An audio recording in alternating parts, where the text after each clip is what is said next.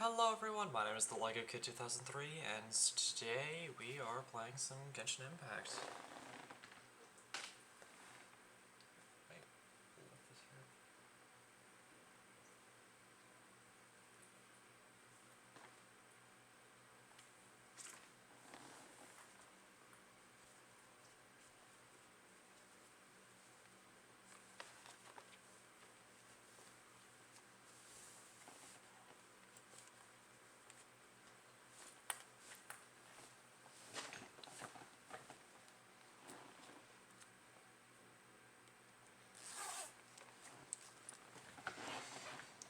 Mistakes every now and again, I'm just unprepared.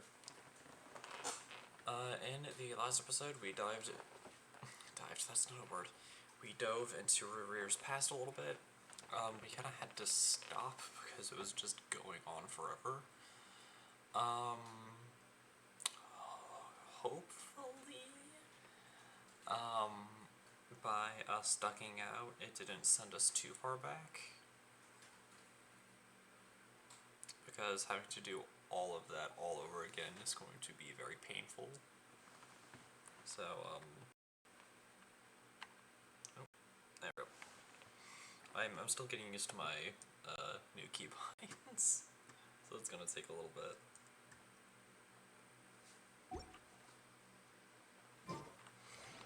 But we're still rolling with the Yao Shao team.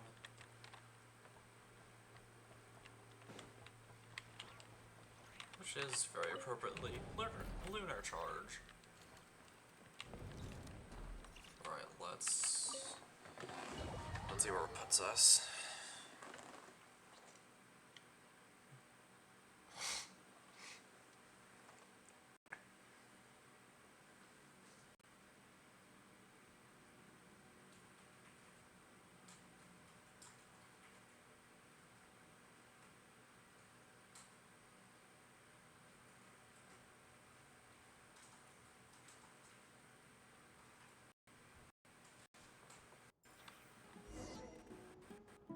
Oh, sent us all the way back here. Oh, I feel like we already did all this.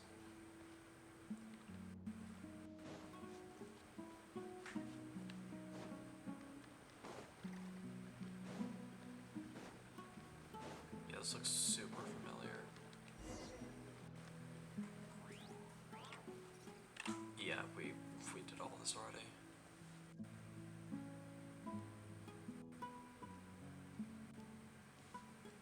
See, it looks like it's back quite a bit.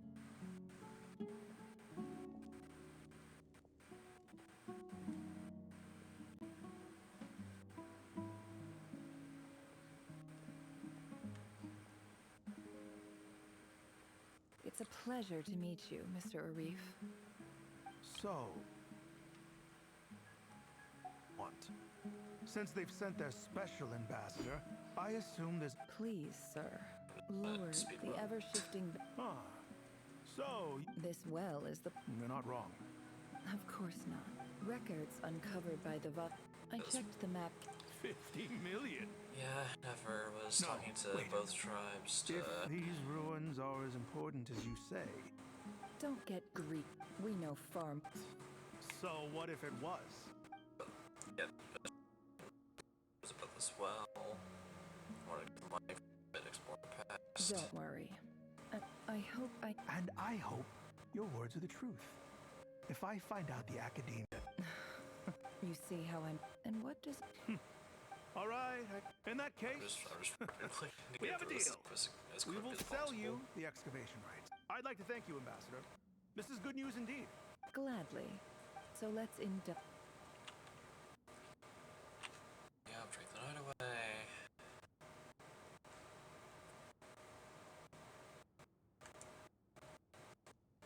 Chief! Chief, it's an emergency!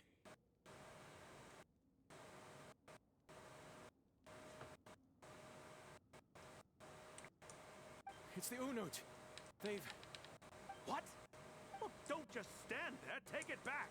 Yes, Chief. I have every... Well, what is it? The Unuts respond... I am obliged... No! That well, Glad to hear it. if there is a traitor... Wow. All it took was a few words. So, in summary, The Eab are... So let me... kill them all. Precisely. At the same time, there is simply no way that the Academia can be seen to be intervening in desert affairs. I'm sure you understand where I'm coming from.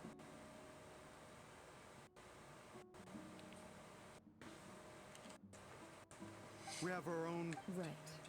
Natural. Weren't the Eab... Let me be clear. Say no more. Good. You see...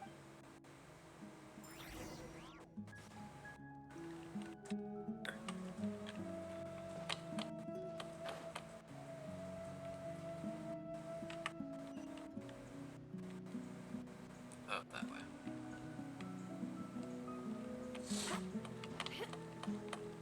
Well, I can't that way.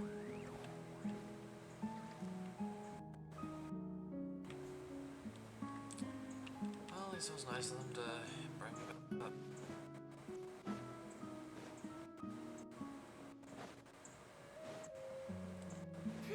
And then through here we meet our dad.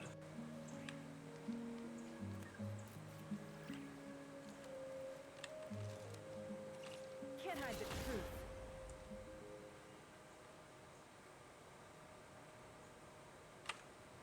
If I remember right.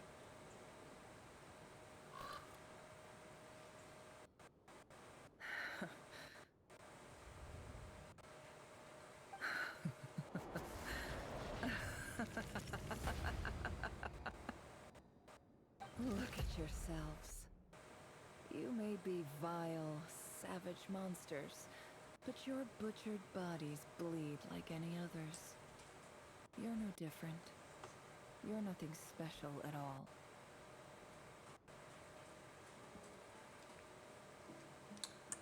The monsters who destroyed my home, they're just ordinary, petty human beings.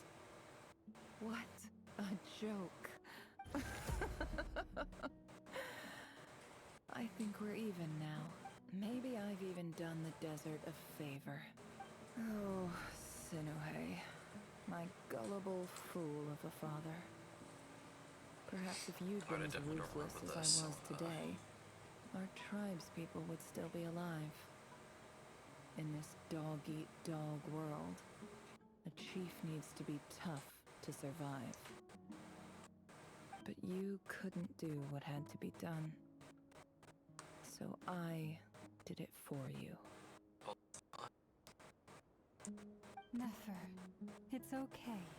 All of this is in the past now. I believe I remember you promising to remain silent. Yeah, but even so. Yehoda, is there anything you can do to ease the tension? You got this, Yehoda. It's your time to shine. Alright, time for a sharp turn onto a completely different topic. So, anyway, that's enough of that. When are we getting out of this place?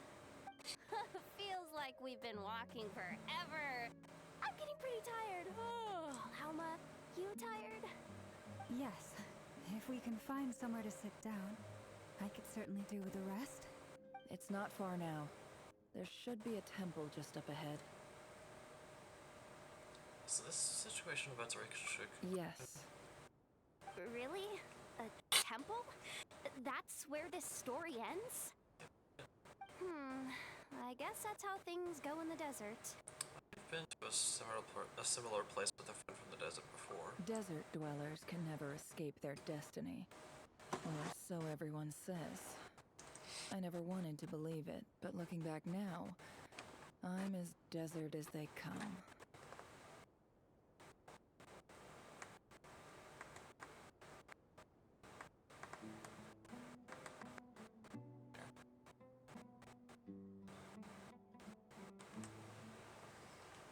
Here we go.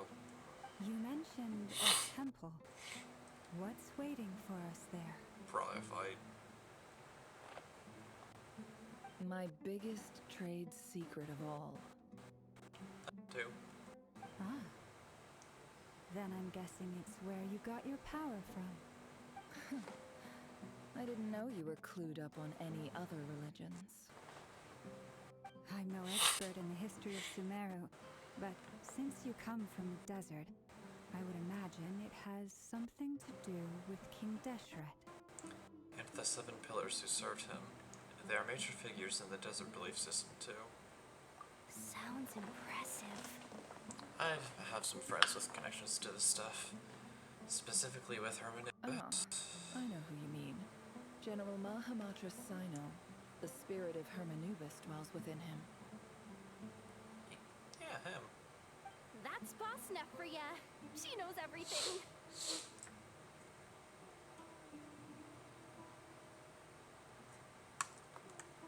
Sino's hardly a figure of obscurity, but I know about Sethos too. Oh. What about him? Is he a big deal or something? Kind of. Well, he's not a small deal, let's put it that way. You sure know your stuff. Please, this is the bare bone basics. Save the flattery. No. Thanks for your patience, everyone. I'm sure it's been a lot to take in. With Yeah. any luck, that's our exit just up ahead. Okay, cool, so we didn't have to skip through too much.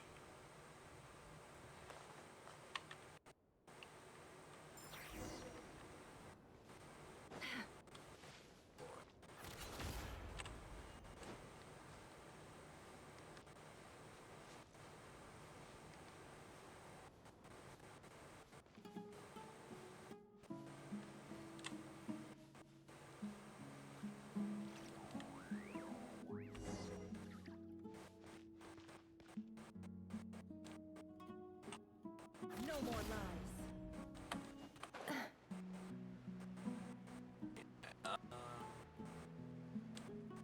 So we have to get this.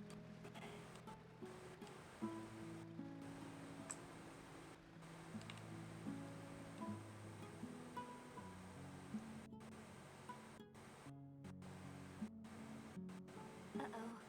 Uh-oh. Uh-oh. I'm totally out of my depth here. I don't have anything to add about any of this stuff. Like, look at that statue, for instance. I want to do the whole name-dropping, this girl knows her stuff thing too, but I've never seen anything like it before. It's alright, no pressure. A statue with the head of a bird. Looks like something out of King Deshret's mausoleum. That's Thoth, the Ibis King, one of the 7 pillars of King Deshret. The legends say that he, the Crocodile King, and the Goat King were the 3 retainers of King Deshret.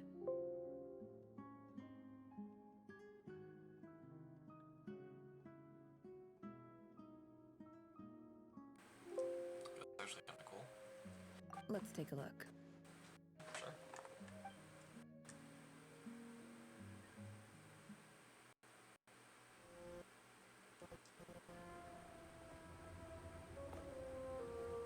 Oh, cutscene. Cutscene.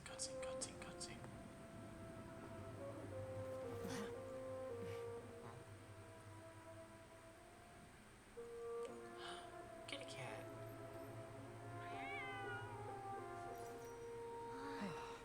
It's just Ashru. So, all is well? Kitty cat, small bean.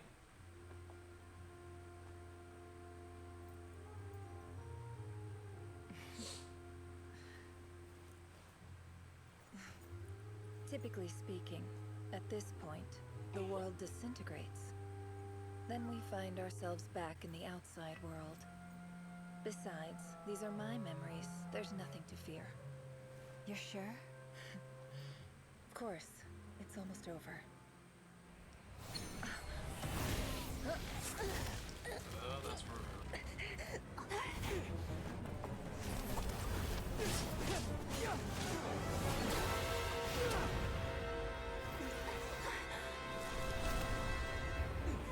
Never! Hey!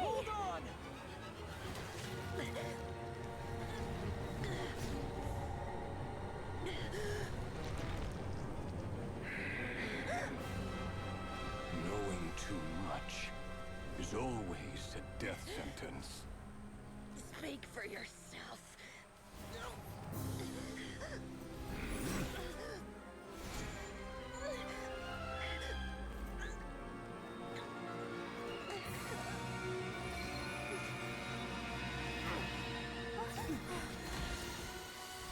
I almost forgot that she got that.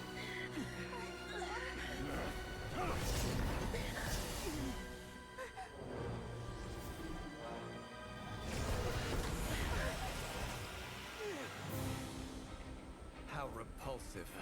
Ellen Flex.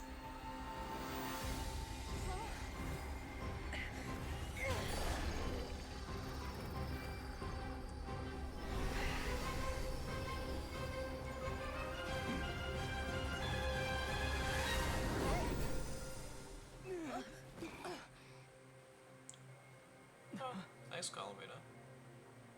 Oh, that was Diane's lift, not Flynn's.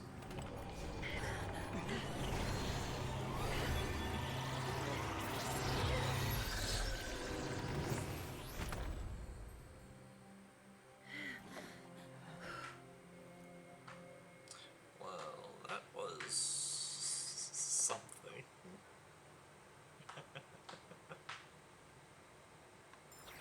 Okay then. So he found us. Oops.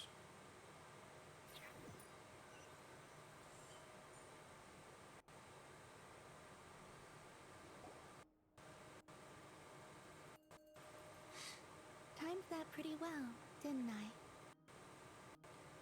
Oh yeah, he's thank you. It's okay. I'm just glad no one was hurt. Paimon noticed you doing something too, Dainsleif. Were you helping get them out? Of course. When I asked Nefer to conduct this investigation, I was not naive to the dangers involved. Fair. I had a duty to ensure your safety. Good to know your sense of justice is still intact after all these years. I take that to mean that you saw the truth. That comes as a great relief. I certainly did. And thanks to your help, I also managed to trap Rerir inside the chess set. Whoa, really? How'd you manage that? Well, to be honest, I sensed that something was wrong long before we made it to the temple. Oh. By using this fragment to probe into Rerir's past, well, the monster formerly known as Rerir, it seems I alerted him. I was tracking him, then he caught on and started tracking me too. Can't say I'm surprised. But how did he track you through your thoughts alone? That shouldn't be possible. Probably because of the fragment. Rerir was a secret agent who reported directly to the Vinster King. He is an expert at finding a trail and hunting down his pursuers. Yeah, that makes sense. He infiltrated the chess set, read my thoughts, and built a new virtual chess set inside of it. That's why we weren't able to leave at first.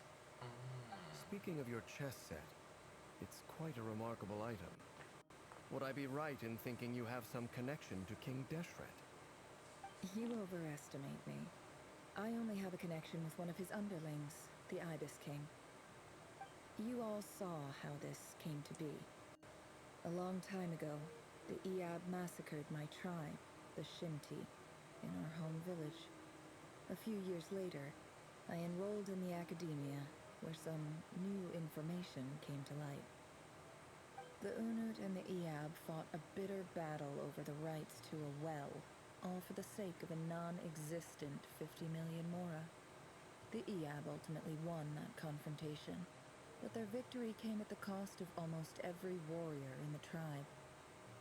The final blow to the Iab came at the victory feast, when an Unut assassin beheaded their chief right before my eyes. The remaining Iab fled and have been scattered to the winds ever since. Having gotten my revenge, I returned to my hometown, where to my surprise, the nearby temple was still standing. There it was, seemingly immune to the relentless hostility of the desert, while my tribal home lay in ruins. As I stood there gazing at the temple, I noticed a cat just outside. This cat, as it turned out, was home to the spirit of the Ibis King. He led me to a gate deep inside the temple, and there he made a deal with me. So that's why you This have a chess cat. set is my gift from the Ibis King. The chessboard within is made to the same specifications as the one in the mausoleum of King Deshret, and represents his power of piercing analysis. With this chessboard in its container, I gained a certain ability to perceive hidden secrets. Now, you could conclude that the Ibis King simply wanted to give the people of this world the power to seek the truth, but I don't believe that's the full story. Every god plays favorites. Their hearts are as fickle as any human's, full of secrets, perversions, egotistical tendencies. But precious few gods are willing to admit this. It is the same with all powerful forces, including fate itself. Their gaze falls preferentially upon a select few. As you rightly point out, this is an act of favoritism. If you're alluding to the Abyss, then yes, I agree. Yeah. Gather the others. It's time to share everything I've learned. Alright. Before long, the group is gathered in the office. Those too busy to attend did something. Thank you all for being here. As promised, I did some further investigating into the Raker of Solnari's background. I am pleased to report that the investigation has been most fruitful indeed.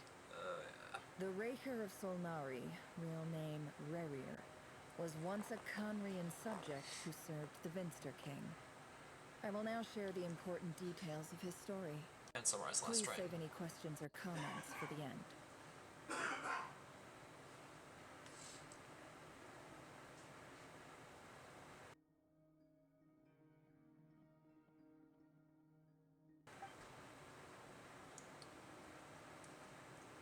Oh, I guess I can read it. At the Vinster King's behest, he gathered intelligence and assassinated descendants of the Crimson Moon dynasty. Unwilling to take down his beloved Flatus, who was secretly of Crimson Moon heritage, he then got dragged into court politics. His voice was like a reflection of the water's temporary relief. He was powerless to erase it entirely. In contrast, Rerir's own life was like a reflection of a broken moon. Once the stormy winds of fate blew across the water's surface, it was utterly destroyed.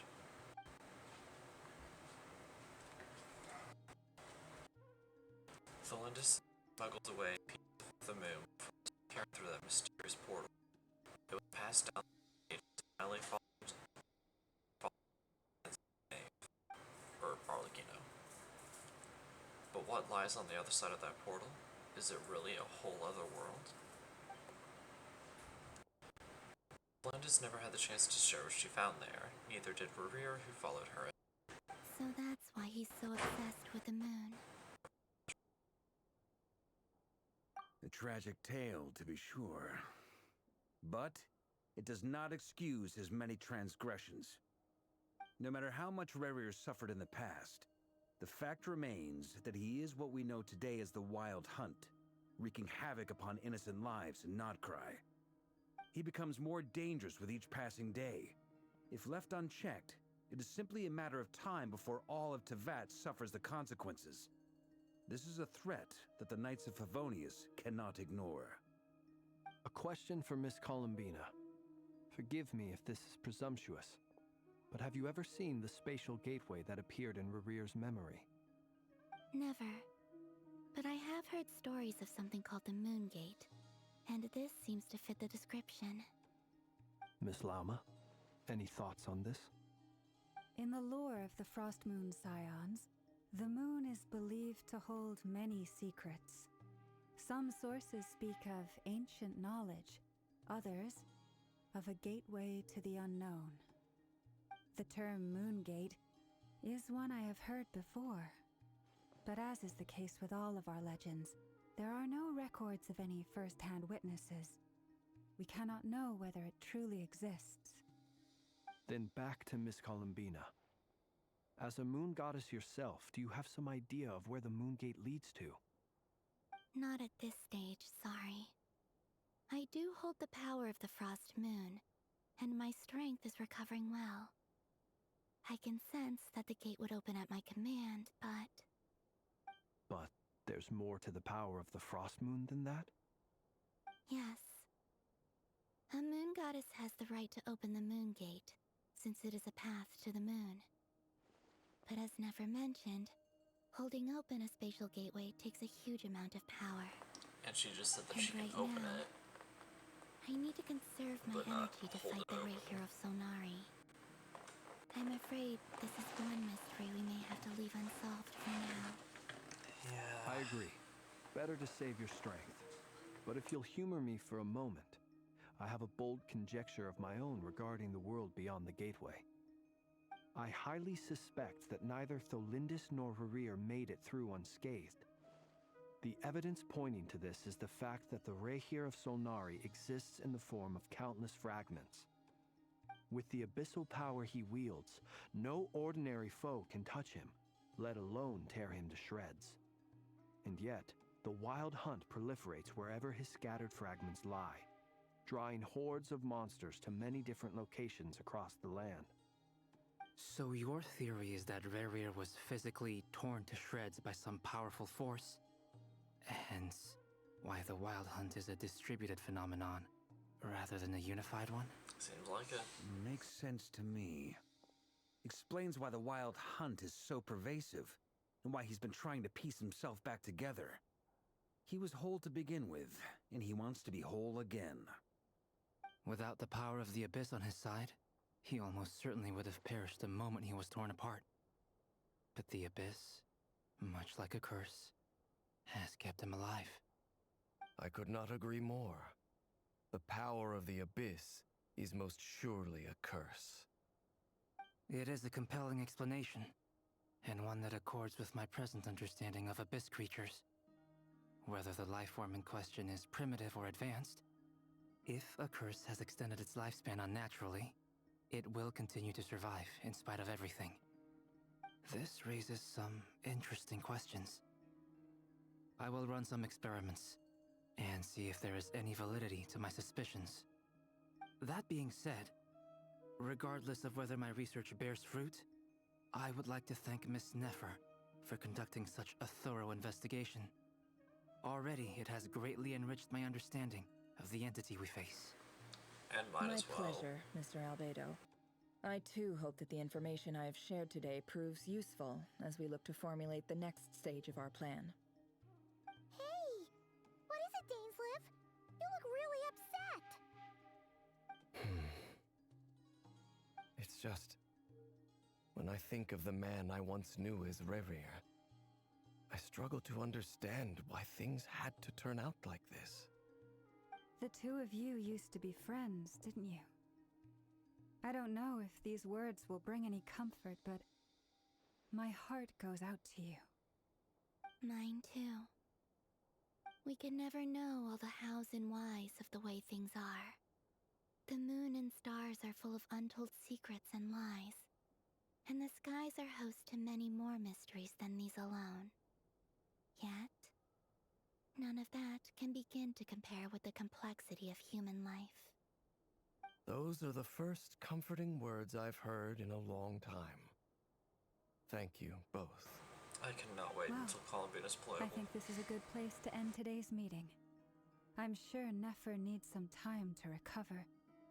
She's been through an awful lot today. That's very thoughtful of you, Lama. Of course. Sounds good to me. Take some time to rest and digest before we reconvene to nail down a plan.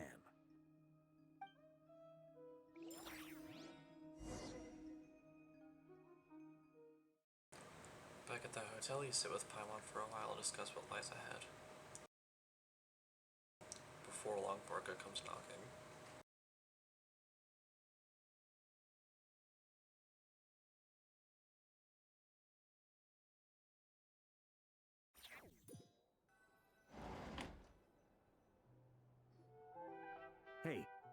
is this a bad time? Hope I didn't kill the conversation.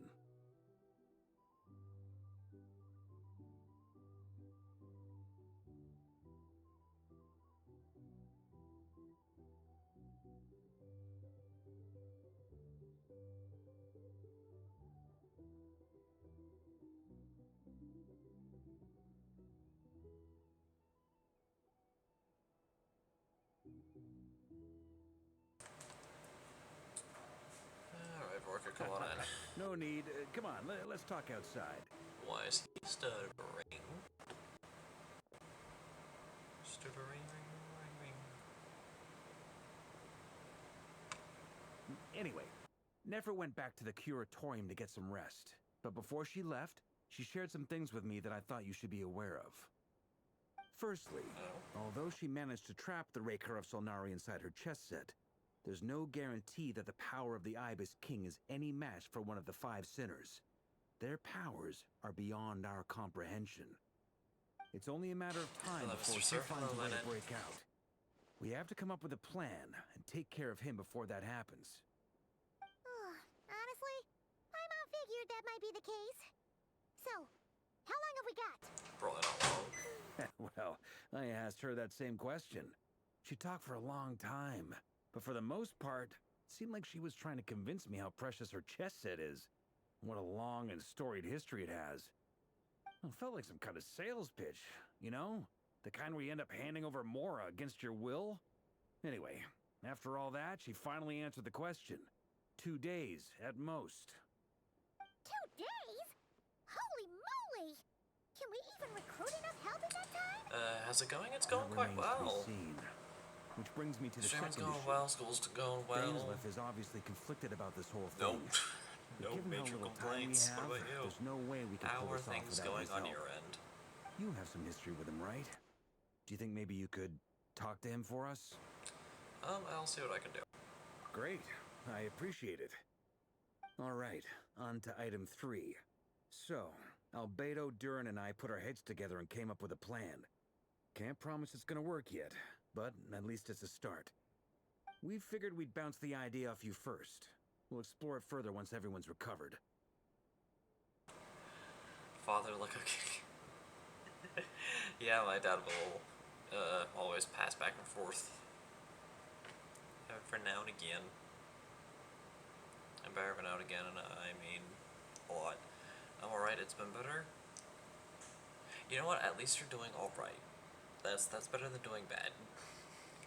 That's the way I'm choosing to think about it. Oh, Paimon's dying to hear this. Anyways, what's All right, what's Vorka got? here's what we're thinking.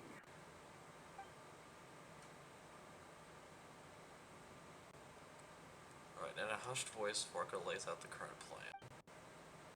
It's a shocking plan, but nothing can face the greatest traveler and the trustiest travel guide in Tibet. It doesn't take you long to get behind it. We felt a little uneasy about roping you into this. I mean, firstly, you're Glad not you're doing locals, well. and Yeah. secondly, none of us are your boss. You're well within your rights to refuse if you so choose. The sad part is I don't have. Okay, hold on. That. I'm gonna grab We know Fanta. the stakes here. 'Cause I need to It's all refill. of us against the Reher of Solnari, or none of us stand a chance. I choose my words very intentionally, I'll have you know. I like to think there's an art to striking a down-to-earth tone even when the stakes are through the roof. Sir Varka, I have a few thoughts about this plan. I'm all ears. I think we can be more flexible with how the roles are allocated. In my view, the most sensible lineup would be like this.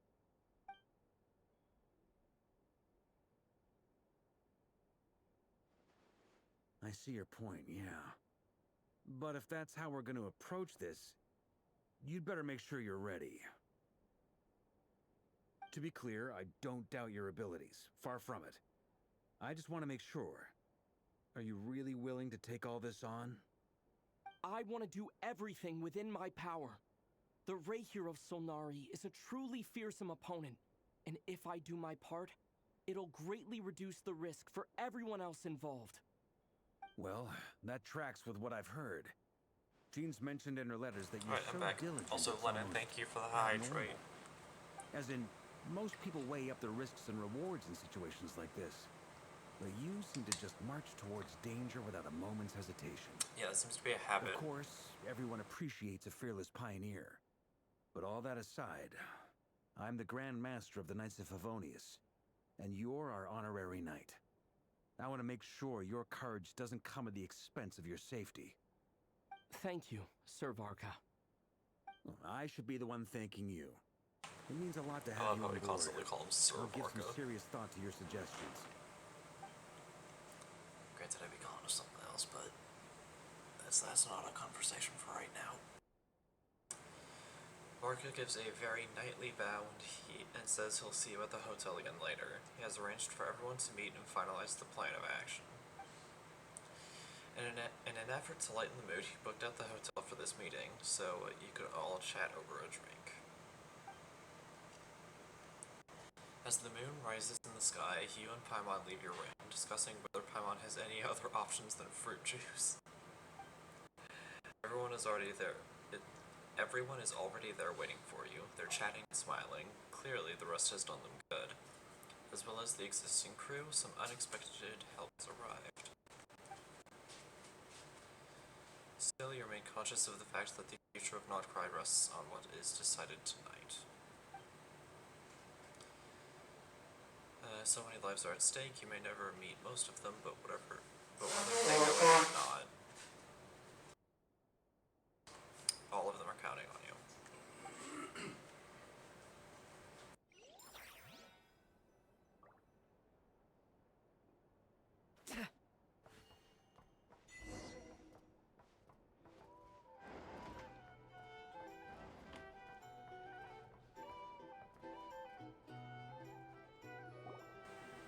Alright, let's see what this plan is. This is a thorough plan, but I do have one last question before we take action. How can we be sure that our enemy won't leave the designated area? Plot armor. Great question. Albedo's been hard at work analyzing Rarer and the Wild Hunt's behavioral patterns. His conclusions are as follows. Firstly, from the earliest known confrontation until now, Rarer has never displayed any ability to manipulate the dimension of space. So it's unlikely he has any power in that domain. Secondly, he seems to have a particularly strong vendetta against our group. If we put him in a fight-or-flight situation, he'll choose to fight every time. Thirdly, finally, and most importantly, he is consumed by hatred, both for the moon and for his enemies. Turns out, we tick both of those boxes. We have a reincarnated moon in our ranks, and a spy who accessed his private memories without permission. He'll be baying for blood, not looking to escape. As someone who's had their fair share of interactions with the Wild Hunt, those all seem like valid observations to me. Agreed. Understood. Then I will defer to the verdict of the group. Well, everyone, that's the plan in full detail. Albedo and Durin are carrying out their part as we speak. Plan approved. Scheduling. Okay, any firepower you need, I got you covered. Let's light this baby up. The Frost Moon Scions are behind you as well. And the rest of you?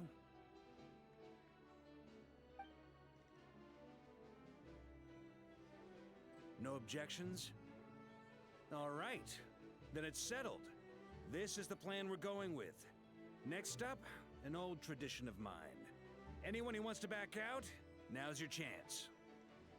Wait, we can still back out of this? Everyone says things they regret, right? I don't want anyone feeling trapped because their mouth said yes before their brain had time to think things through. A very people-first approach. I hear that's common practice in the Knights of Favonius. Yep. Who'd you hear it from? D-Luke? Shh. We don't use people's real names at work. This contact will be known only as Owl, please and thank you. So basically, yes. This plan can only work if everyone does their part. Flint's and I will absolutely support it. We shall indeed. You'll be glad you accepted our help. Also, you are the last person I expected to see here, Miss Dory. It's not often I get called Dory in a work context. My peers usually call me Lord Sangamabe. So, Dory. the longer your name, the higher your net worth. Is that the idea here? In that case, Mr. Flint's here must be worth a fortune. That's right, I know your full name. It's... The walls are thin here. I'd appreciate you keeping that a secret.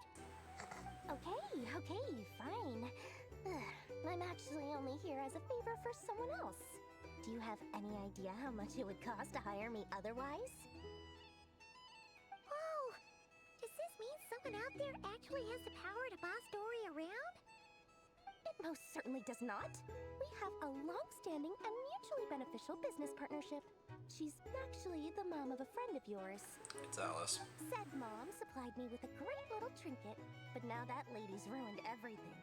If I don't start building a little goodwill now, my whole business in Notcry is gonna go down the drain. Okay. It's So Alice. what I think we all exactly know is it's so Alice special at this about this point. pendant? It's a lucky charm that a great mage made for me. We have a business relationship, and she was worried that something bad might happen to me. So, she wanted me to have something that can store power to protect myself with.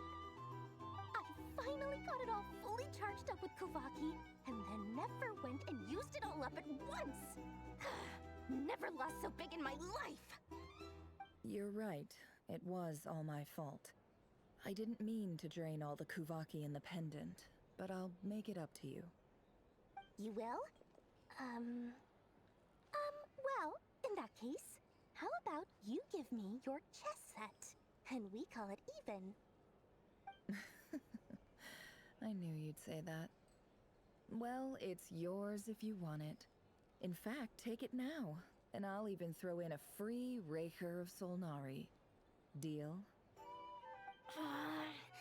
You're putting me in a difficult position here.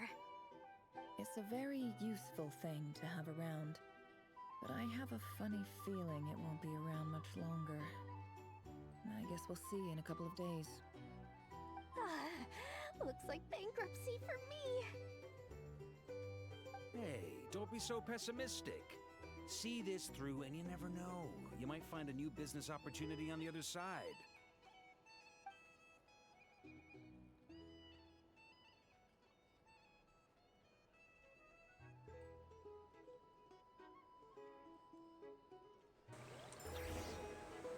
Okay.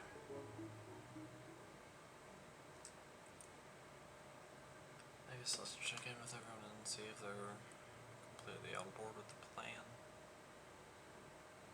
Whatever it may be.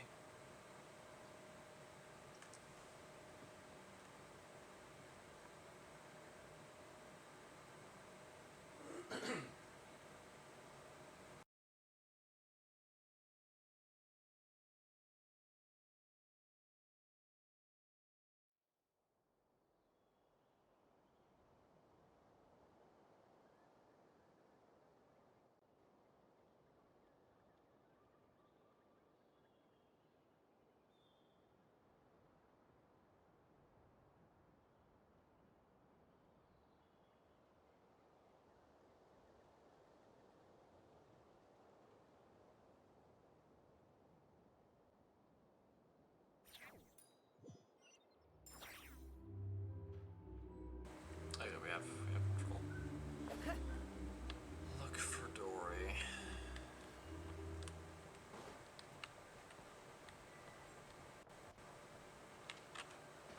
I guess. Dory! How are things going? Feeling ready? Oh, I was born ready. We only have 2 days. You think Lord Sangamabe would let an opportunity like this slip by? Don't forget, when something's in high demand, the people with the goods on hand get to charge the highest price of all, even higher than the sellers taking advance orders. Ta-da! See? It's right here! What is that? It's so pretty. Did you make it? I had no idea I had no idea you were so skilled with your hands. No, I have a supplier. We go way back, so he made me a very attractive offer. He list. Aha!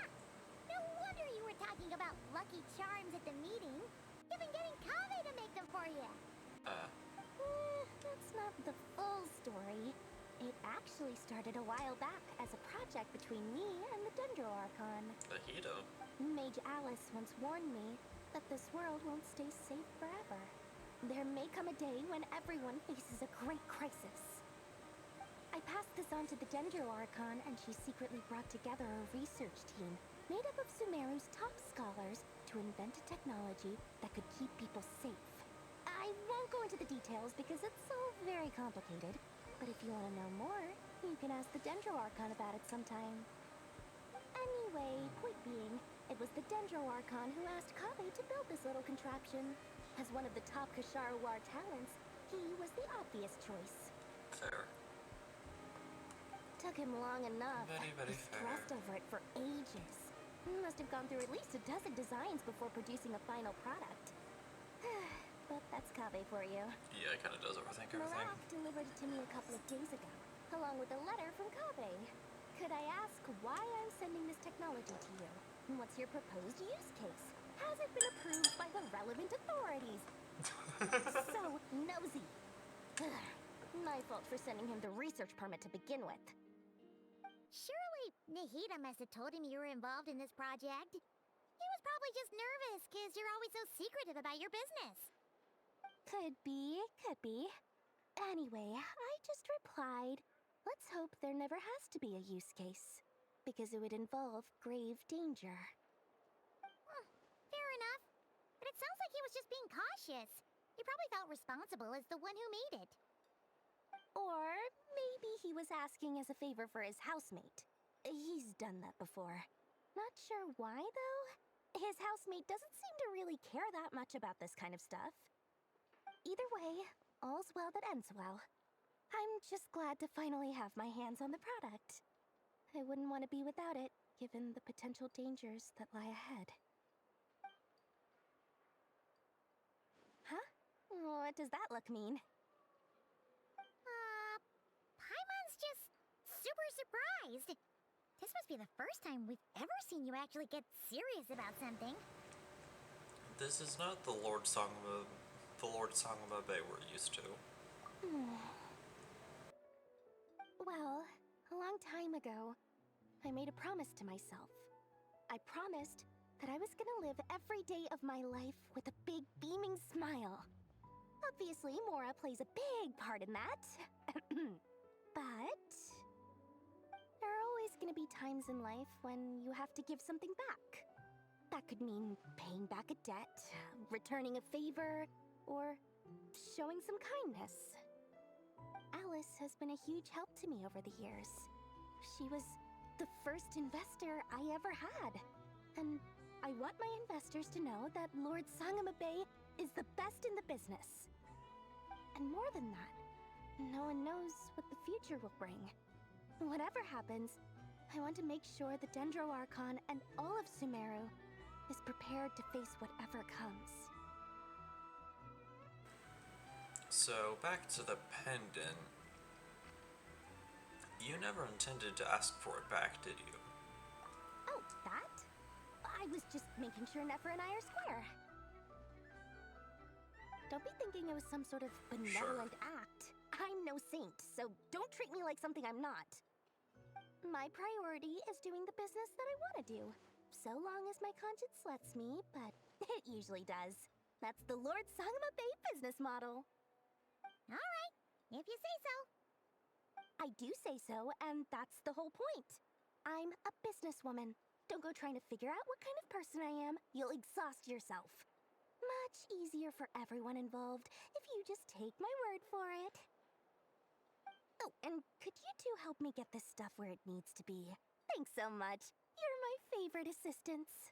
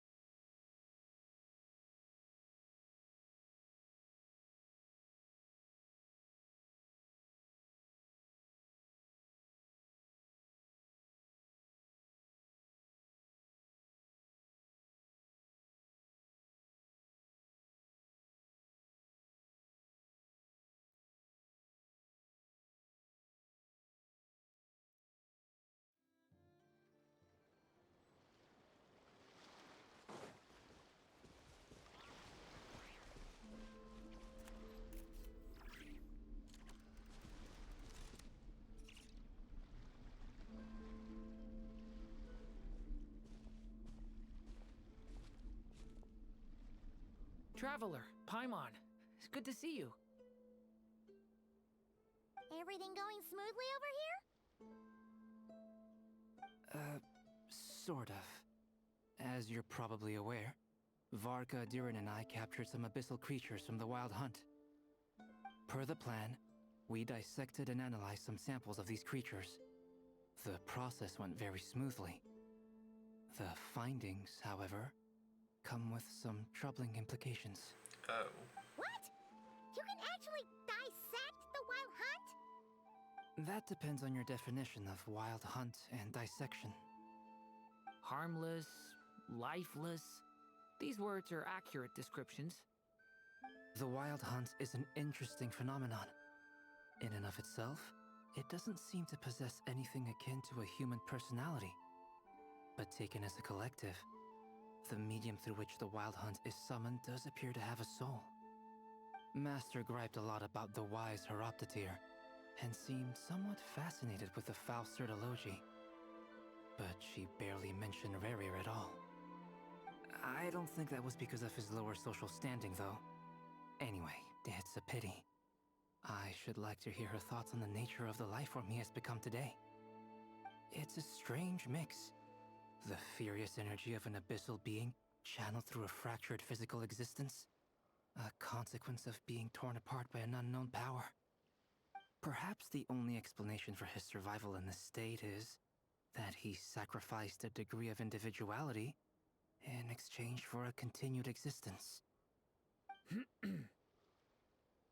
Oh, sorry. Once I get talking about interesting research, I have a tendency to go on indefinitely. Back to our research findings. Essentially, they confirm my hypothesis. Rerir's corpse is completely contaminated by the Abyss, and the effects are irreversible. You could think of this as Rerir in mutated form. But in my view, even that would be inaccurate. In reality, his whole being has been consumed by the Abyss. In other words, he is now nothing more than a manifestation of abyssal power. Unfortunately, at present, we have no means of completely eradicating abyssal power.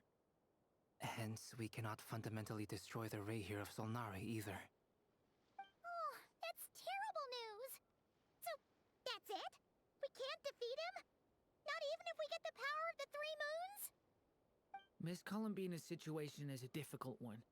She can never achieve wholeness when the world does not accept her presence. It's as if her creator banished her to a place she can never be accepted. It means she spends most of her energy just on her own survival. Given the circumstances, it's only natural to despair. But we must see this plan through to the end. Time to kick off the backup plan. Oh, Paimon almost forgot! This is for you. Dory asked us to bring it. Ah, how wonderful. Well, thank you for making the trip.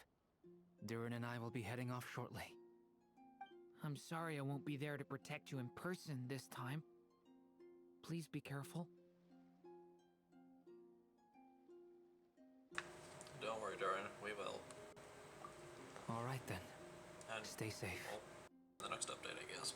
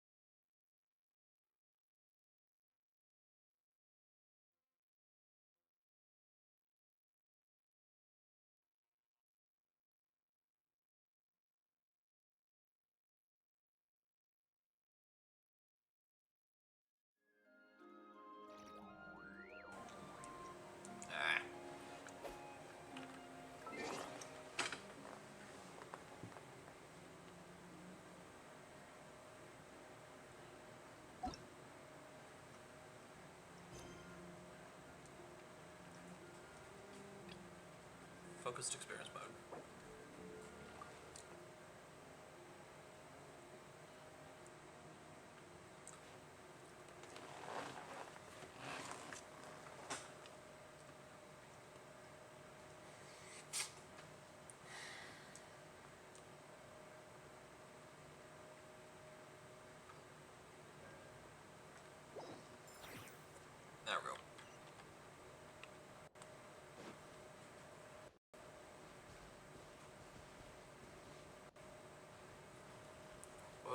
bunch of people.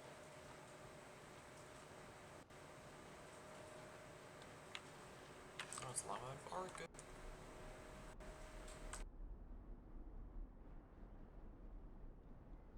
Miss Lauma, is everyone here? Yes. The fate of my flock is in your hands, Grandmaster Varka. Please keep them safe. My lady, what are you saying?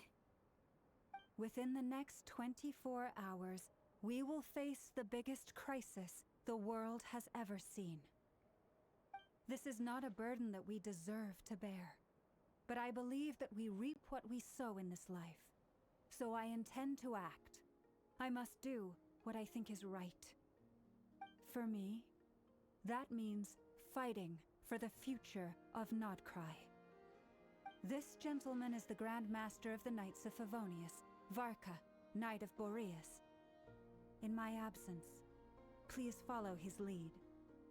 Hey, everyone. Guess I should introduce myself. Well, to start with, I know my way around a battlefield. The biggest strengths are honesty and hard-workingness. Anyway, point is, I don't intend to let Lauma down. I'm gonna do everything in my power to keep every last one of you safe and sound.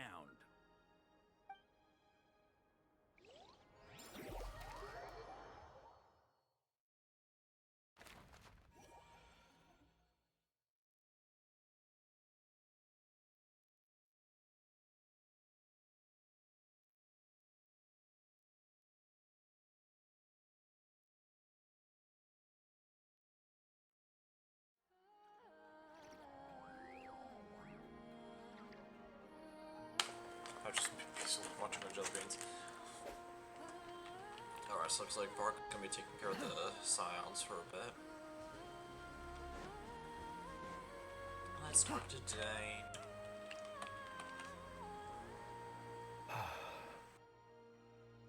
Something on your mind? Miss Columbina, was it? I believe that's how the others addressed you. That's right. Names are funny things. Have you always been called Dainsleif? Yes. I take it your own name has a more complicated history. I have a different relationship with names than other people.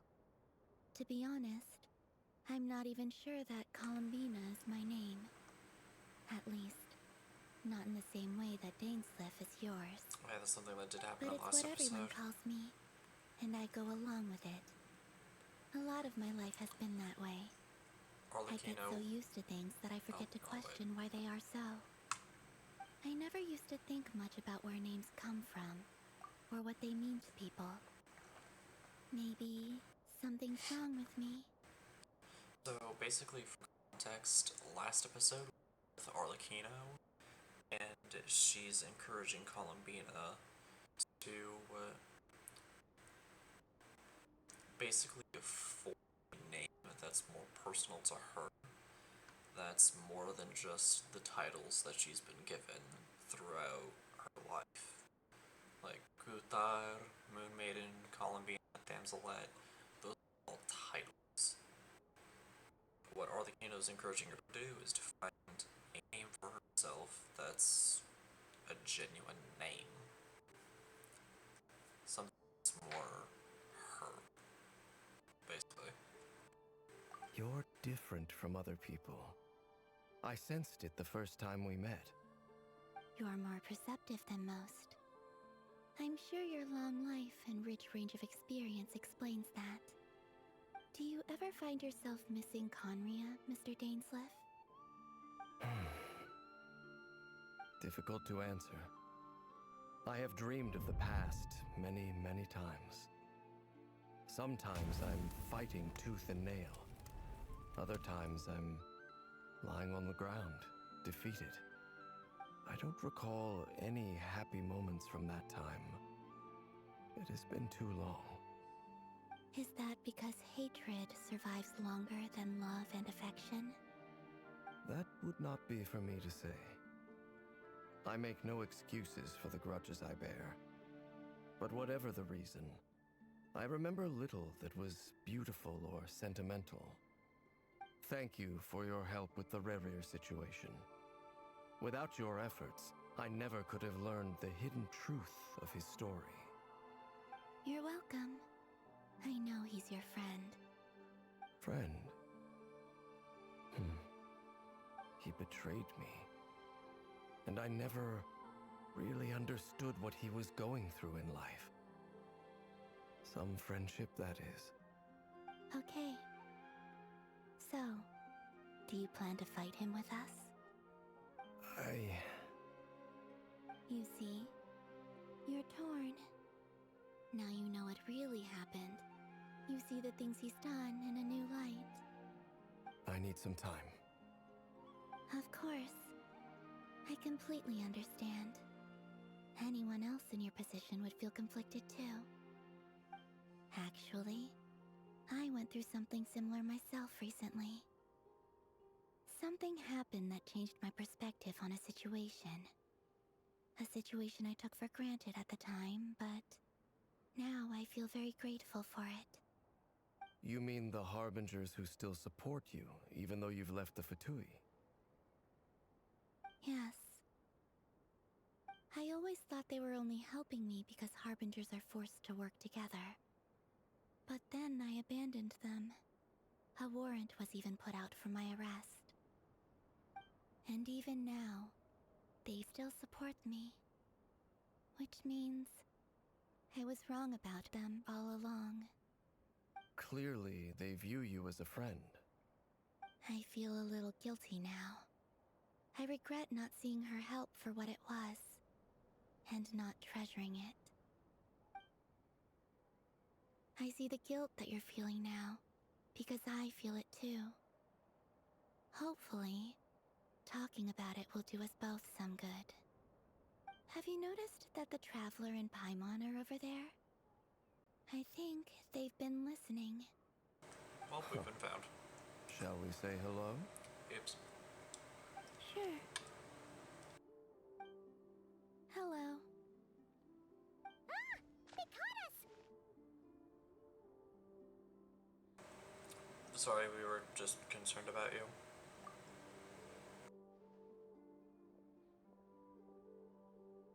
I apologize for making you worry. No doubt you wish to know where I stand on the plan to take down the Recher of Solnari.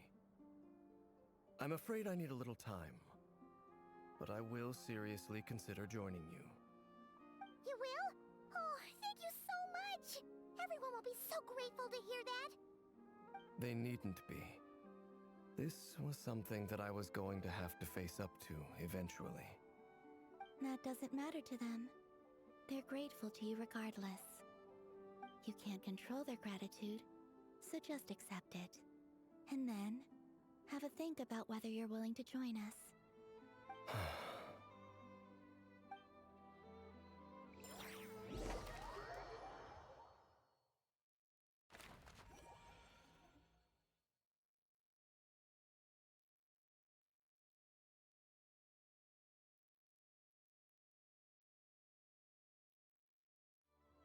It's nearly showtime! Let's go rendezvous with the others. You know the place. Okay.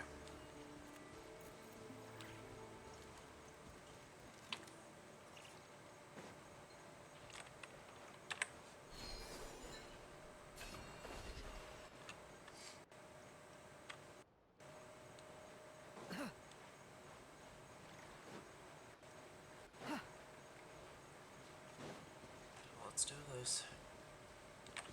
Hi, Fonz. Ah, you're earlier than I expected. Early bird gets the worm. Been waiting here long? Not too long. I came a little early so I'd have some time to think. Are you nervous about the battle? Quite the opposite. I'm reminiscing on my past battles. Oh. When I was awakened by the Ratniki, I had not touched a weapon in many years. I felt like the battlefield was not where I belonged. But after waging war against the Wild Hunt for so long, I came to realize something. A life of absolute peace is simply not a possibility for me. That's depressing. My restless flame indicates that somewhere inside of me, there is a deep yearning to root out the evil in this world. Ooh, that doesn't sound like such a bad thing.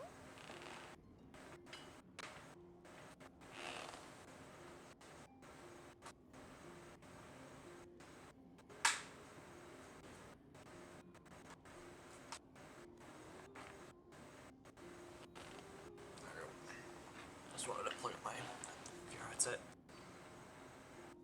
Great. Well, in the past, when I was a Fae whose primary concern was hibernation, it was hardly ideal. But it certainly serves me well here in the present. And I am delighted to be able to join forces with you in this endeavor. Looks like I'm not the first to arrive. Nope. Ah, Miss Lauma. Did you sleep okay last night?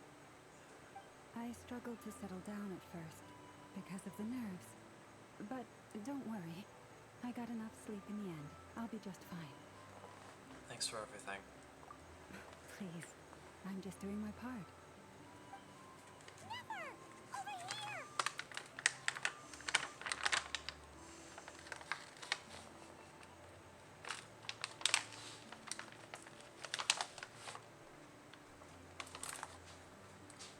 The goods have been delivered and the backup plan is underway. Aino asked me to relay a message.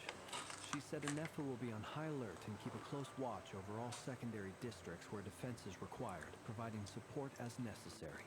Nice.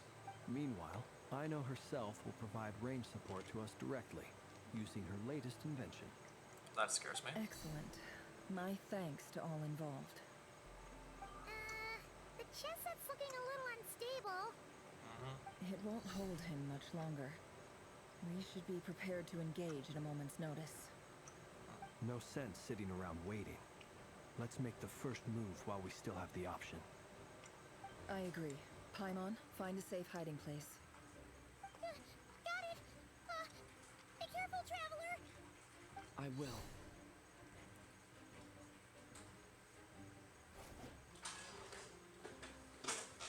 Everyone, take your positions as soon as the battle starts. Let's do this. Every ounce of strength we have in our bones, let us bring to this fight. Yep. Ready? Let's go. I've seen all your futile ploys before. You have become the authors of your own demise. I wouldn't be so sure about that. You are merely a moment of sport before I tear down the moon.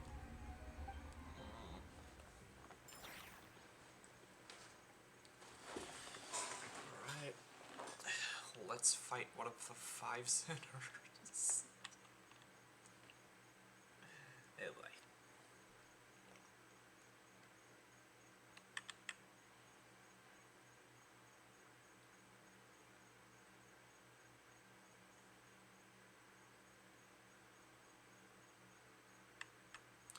Probably should have switched to Pyro, shouldn't I?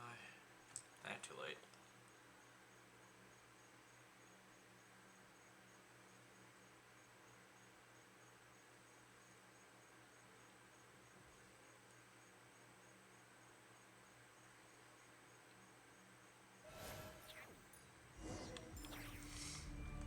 Blasphemy against death.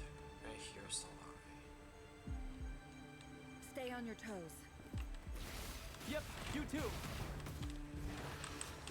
Let me help you guys. Big this!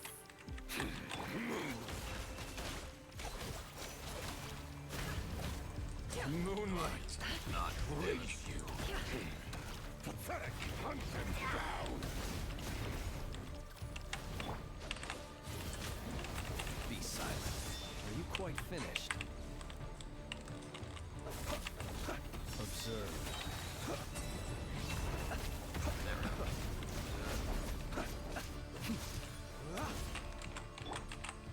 You poor lost lamb. Move.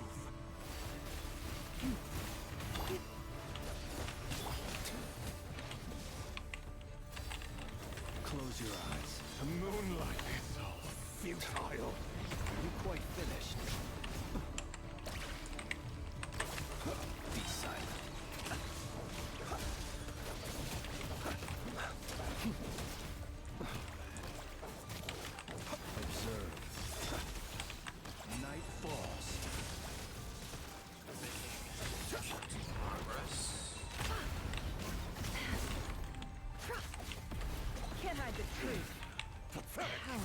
unfortunate.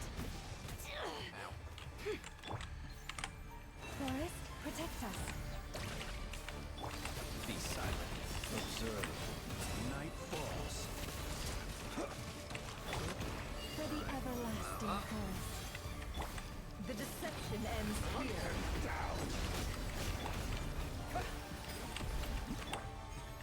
Leave this place. Futile. Be silent. Observe. To dust. So for a second, It began with the moon, and so shall it end. The moon will protect you.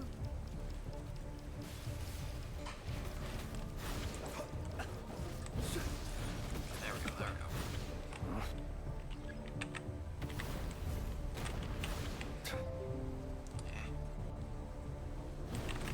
Do you see? Gotcha.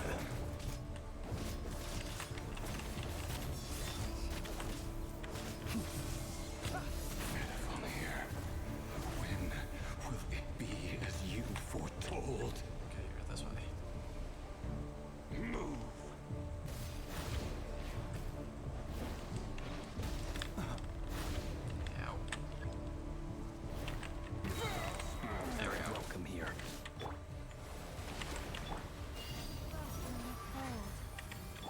Seek within. Be silent. Close your eyes. It's a grave situation. Go hard and hard.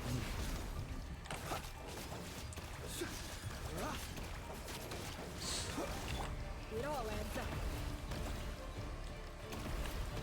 It's all futile. Hunt them down. Shameless. Ow. Observe. Are you quite finished?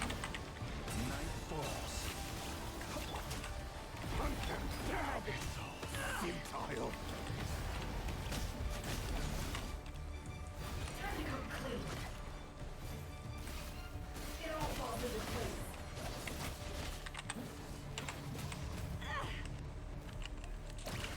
The moonlight.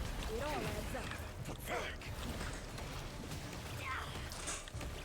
Can't hide the truth.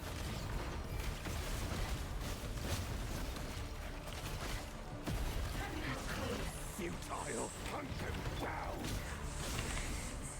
Almost done.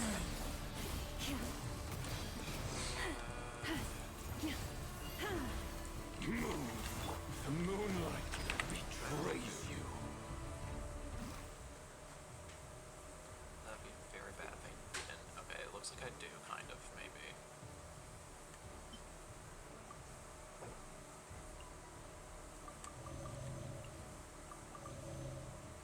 Alright, cool. Looks like I do. Nice. It all adds up. Forest, Close your eyes. Observe. Hunt them down. Steady now. for the everlasting forest. The mystery unravels. Futile. Hunt them No down. more lies. Go! That already. Close your eyes. Moonlight will raise you. Your little game of heroics is over. Nah, wasted it. Who wants to go first? Moonlight betrays you. What's he doing? Get out of my sight! No, we've been separated. Will it take? You okay? Never. Where are the others? Stuck outside the barrier. I guess he really doesn't like us. No. I told you before. Knowing too much is always a death sentence. Be careful what you wish for. Let's listen. Lama! Can you hear me? Silence.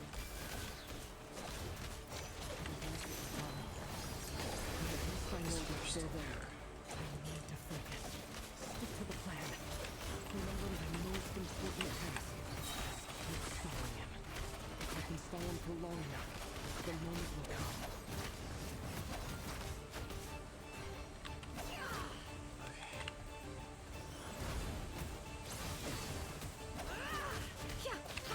No more lies.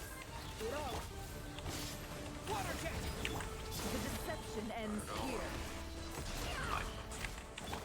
Bombs away! Can't hide the truth.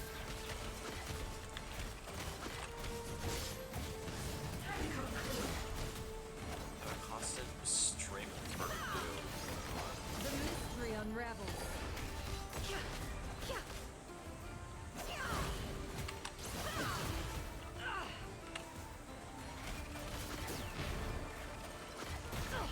Absurd.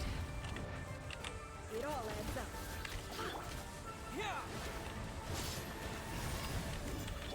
The deception ends here.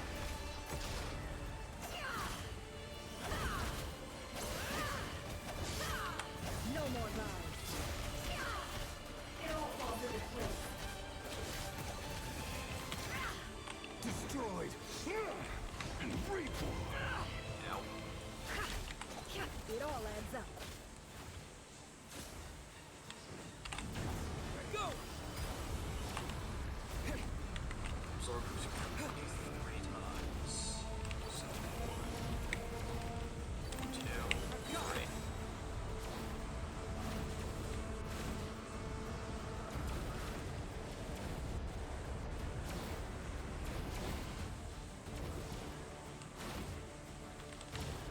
What am I supposed to do now?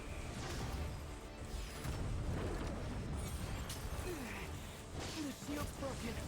I can't keep this up. Don't push your luck. Death is within my grasp. Shameless. Ow.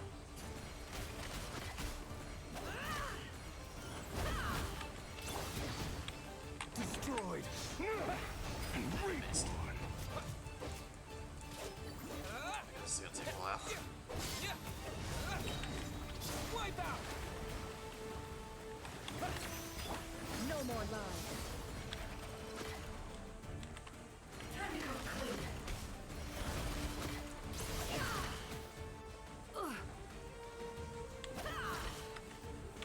The mystery unravels.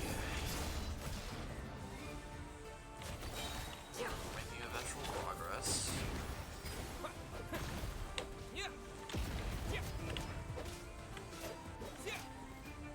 Slowly but surely. Water jet! Bombs away! Can't hide the truth. Seek within.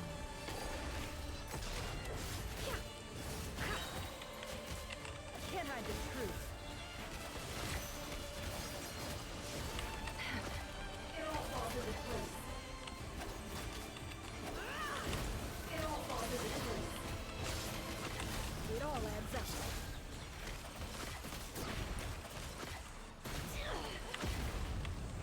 How? The deception ends here.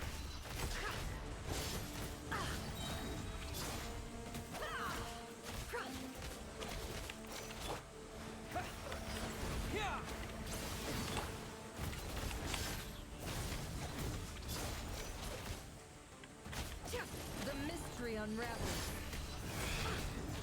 Slowly but surely.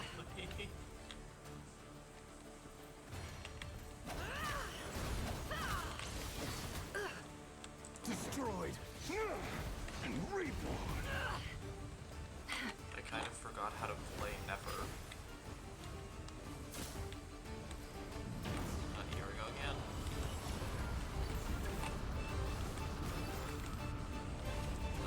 Again, bam.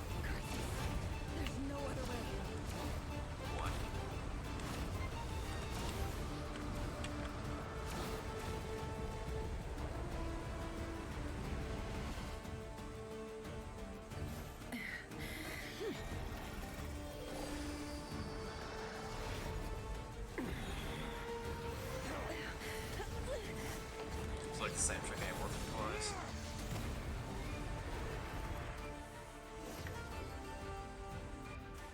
What's that move? The only way to defeat Rarer is to borrow his own power. Okay.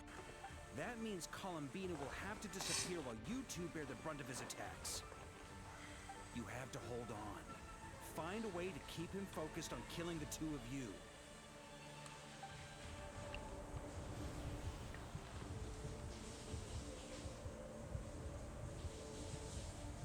Okay. Never. Your eyes are bleeding. Oh. Soon you will be powerless to resist. And then, I will reduce you to dust. But that dust will plague your memories. Come on. Keep holding on. Any other tricks up your sleeve? Let's see them. As entertaining as they are, you've backed yourself into a corner. You That's don't fool horrifying. me. I see your fear clear as day. I have to stoke his rage. Make him unleash everything. You fear what you could never defeat. You fear the thought of never being able to save your beloved. You cannot win the fight against fate, Rerir. Is that what you think? Yeah. Now it's your turn to feel afraid. Cutscene.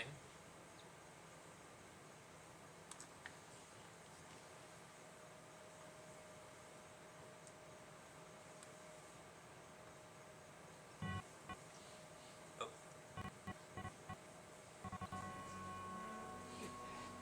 You fear the sound of your own name?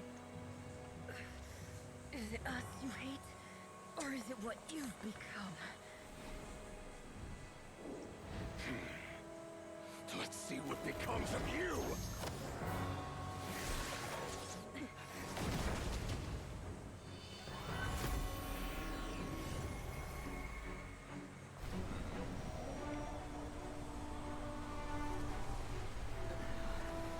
Albedo coming in clutch.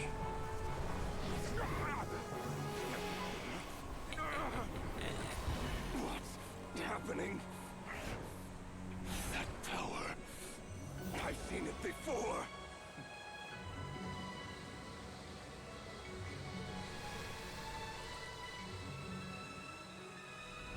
His power is on another level. We'll need to use an alchemical array to convert his power into a usable form. Okay. Then quickly channel it into Columbina, rendering her powerful enough to compete with him. I'll join you. I can help. If I release enough abyssal energy into a confined space, it'll create a potential difference, allowing us to extract a huge amount of elemental energy. Next, I'll synchronize with everyone's minds using Pyro, then give you temporary access to their abilities and fields of view. But it won't last long. Can you see? Well enough. Better than nothing. We have a student of Gold Rhine-Daughter in our midst. How about that?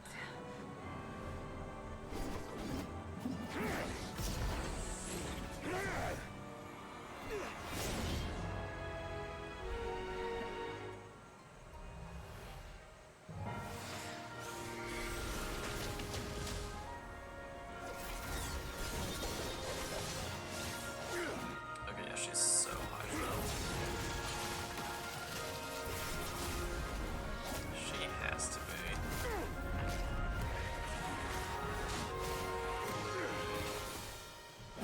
You use my own power against me? Yes. Just like how you stole Kuvaki.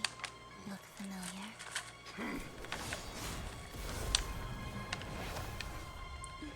Columbina has sass.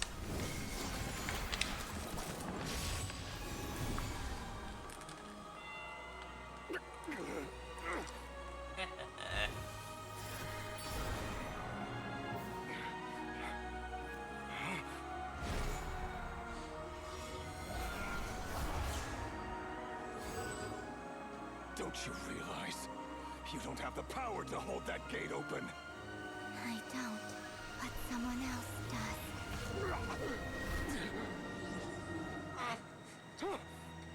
Goodbye, Reverie.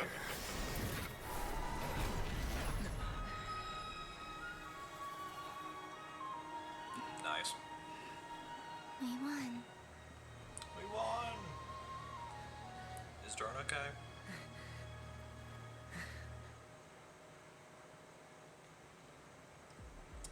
He good?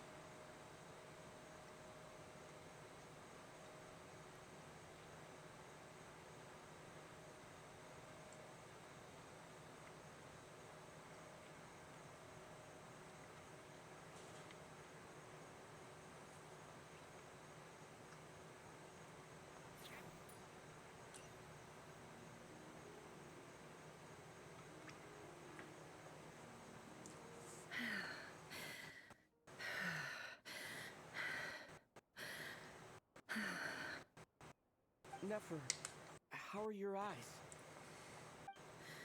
They're fine. Apart from the blindness, of course. True. It's not too late. Let me handle it.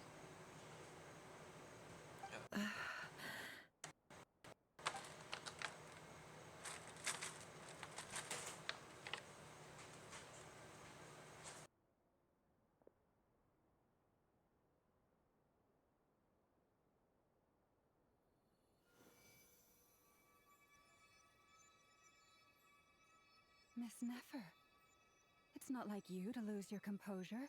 That was the most reckless thing I've ever seen you do. Reckless how? The situation was critical. Our lives were at stake. We had to do something. Even so. Okay. I guess you're right. Under the circumstances, it was a wise decision. You traded your eyes for an incredible victory. In business terms, I suppose that's a huge return on investment. I'd be hard-pressed to argue otherwise. Still, I don't like this outcome, and I don't want you to lose your sight for good. People suffer when they make sacrifices they shouldn't have to make, whether that means faith, strength, or in this case, your ability to even see. I had hoped you could win without sacrificing so much as a single hair on your head. Thank you. Really. All done. Don't try and open your eyes just yet. We'll see how you're doing in a couple of days. Until then, please follow your recovery plan to the letter. I'll send full details through Yehoda. For now, just get yourself home, relax, and rest. My dear friends, we have fought bravely and achieved a spectacular victory. A dark cloud has been lifted from the skies of Nodcry. All in this land will be grateful for what you have done. The moon will remember this day. Thank you both. You're welcome. Yehoda shows up and helps Nefer get home, and you of course have Paimon to escort you back.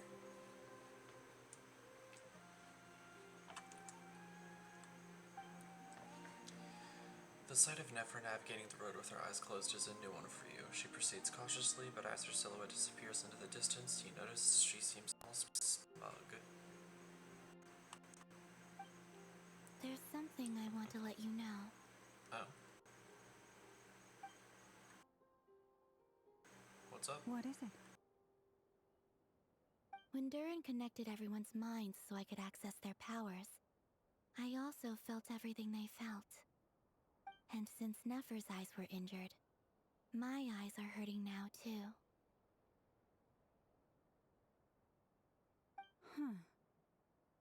Hold on. Let me try.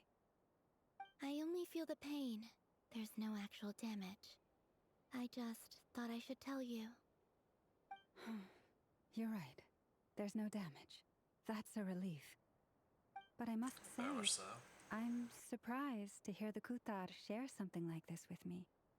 In the past, you never used to open up about yourself. Things are a little different now from how they were. I'm learning to share how I truly feel with my friends. Friends. You have no idea how glad I am to hear that. You can't help but break into a smile at the word friends, as a warm and fuzzy feeling fills your chest. One by one, your fellow teammates report in everything is under control. At Lama's insistence, you lie down. You fought on the front line against her, and now you need rest.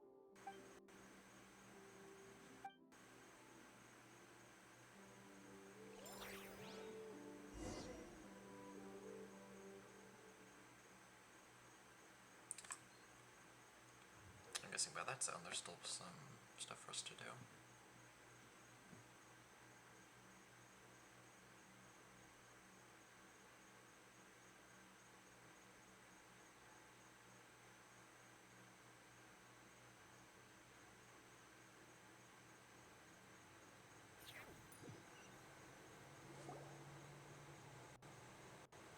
Maybe.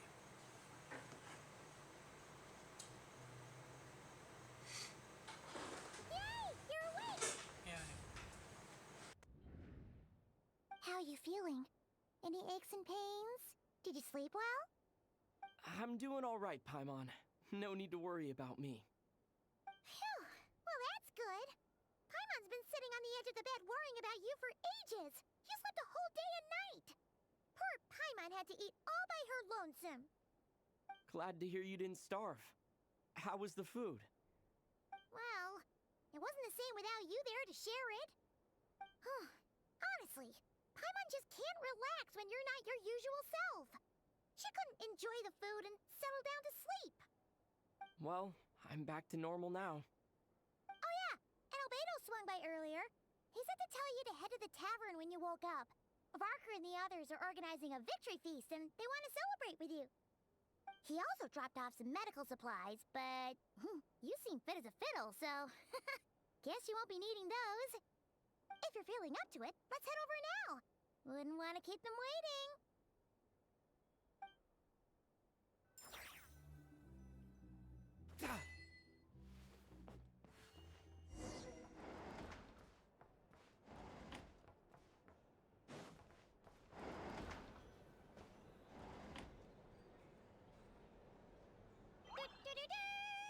We're here!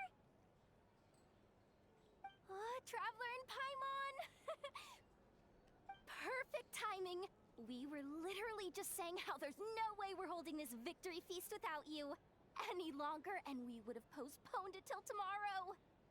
How are you feeling today? Much better. Thanks. Don't worry about me. Relieved to hear it. If that changes, just let me know. Happy to check you over at any time. Yep, we're here for you. Anything you need, just let us know. Oh wait, where's Nefer? How are her eyes doing? Nefer's right over there. I'm sure she'd love to catch up with you.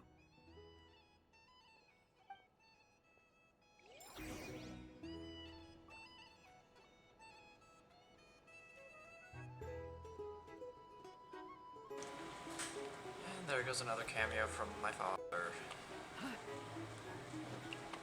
Let's go talk to her. Standing on the table. Kind of. Traveler, Paimon, are you recovering well? Good rest. You're looking well too. Turns out that moon chanter has some real talent after all. My eyes were mostly recovered after just a couple days' rest. I can actually open them again now. Yay. Yeah, but you gotta be careful. Lauma says not to strain your eyes while they're still healing. Yes, thank you. I'm well aware. Yehoda, could I borrow you for a moment? I could do with an extra pair of hands. Oh, sure. Coming. Did you hear that? I gotta go help Lauma for a second. You guys chat among yourselves. I'll grab us some drinks on the way back. Paimon, you still like 'em sweet? You bet. Make it extra sweet, because Paimon's earned it. Sure thing.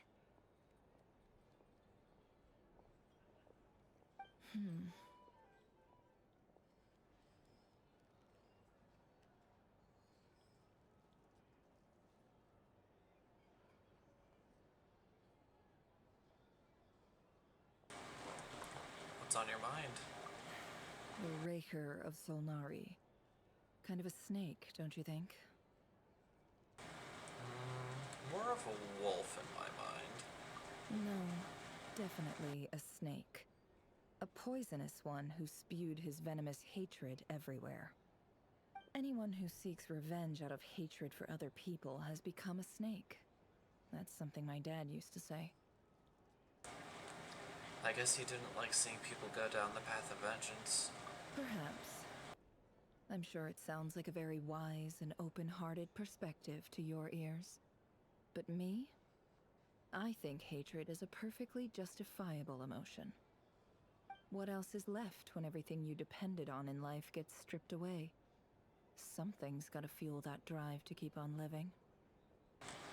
When I look at your life, I see a lot of things that you can depend on. If you're worried about me, you can nip that in the bud. I'm not someone who gets stuck in the past. It's just... I suddenly feel like I was wrong to call my father a liar. He was just a fool.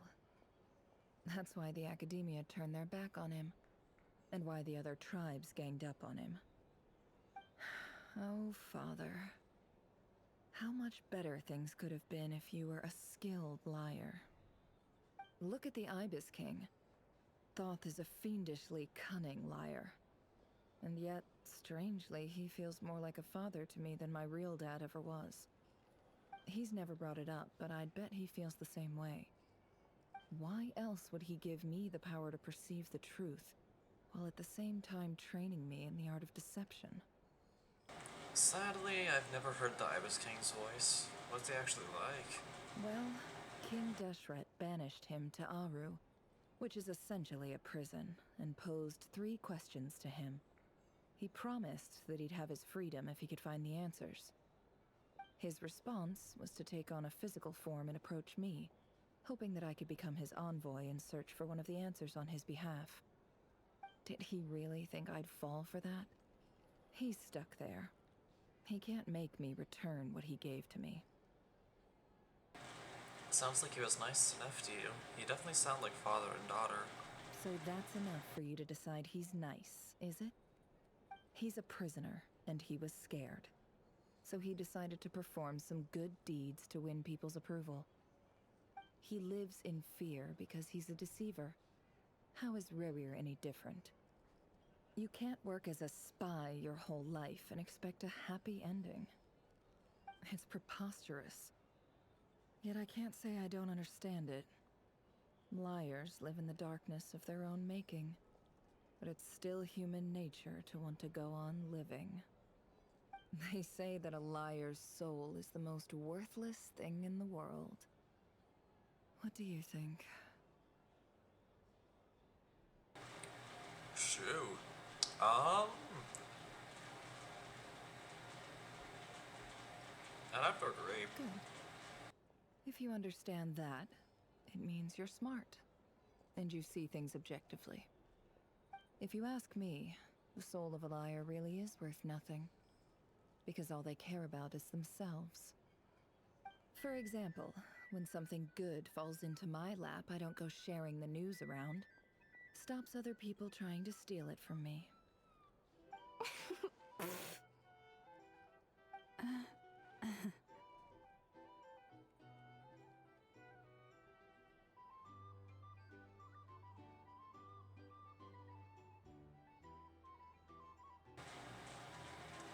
I have a feeling some people over there may have overheard that.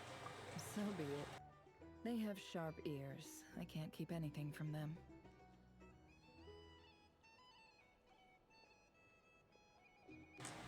Is that your way of saying you've warmed up to them now? Wow, is that what it looks like?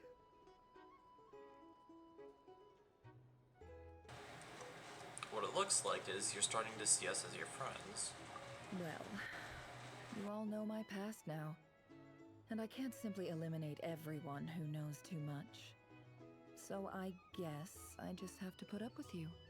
For the foreseeable future, at least.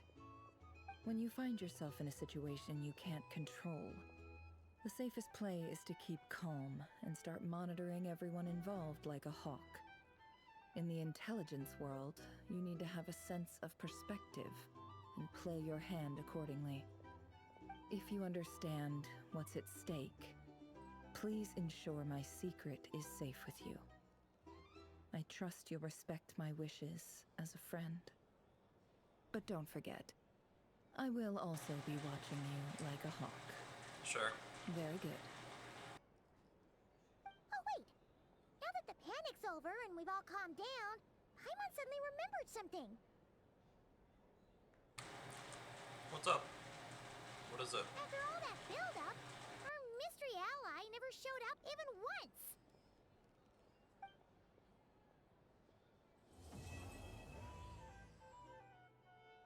Yeah, I'm sure we'll see Alice when the time's right.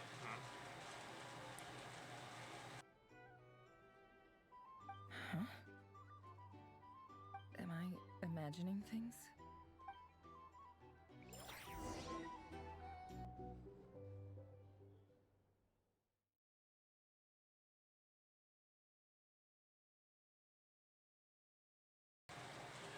Okay, I was partially joking. Was that actually Alice, though? If we actually get to see Alice this early, I'm gonna be so happy. Like, that is gonna be amazing. Like, aside from Varga, she's one of the most... She's one of the most looked forward to characters in all of Genshin Impact. Because we've heard so much about her, how she is as a person, what she's done. We've heard a lot of stuff from Klee. We've already had interactions with her indirectly. So if she actually shows up, like, in person, that would be amazing. That would be so cool. But yeah. That is the entire 6.1 Archon Quest stuff done.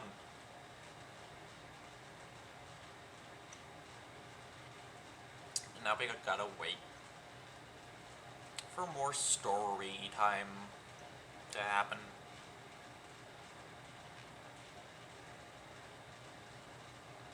I'm not sure when other story stuff will happen.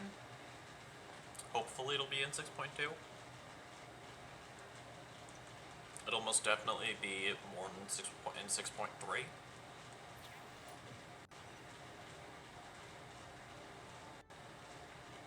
When I'm assuming Colombino will become playable. That close colleague who stayed behind with you? What's he been up to recently? Don't know, don't care. I get more normal human interaction from hanging out with Bosco too than him. Although, now you mention it, he hasn't bothered me in a while. I wonder if... If he's disappeared without a trace, it's the biggest gift he ever gave to the world. But I somehow doubt that's what's going on. Are they talking about the captain? Forever. So we'd better stay on guard. Or... I don't know who they're... Are they talking about Reverie, or are they talking about another Harbinger? And I guess that... I guess that's a mystery for another day, but...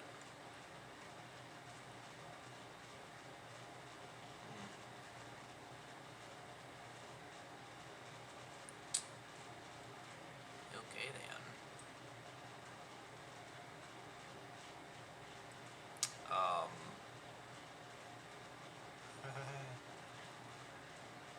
Alright.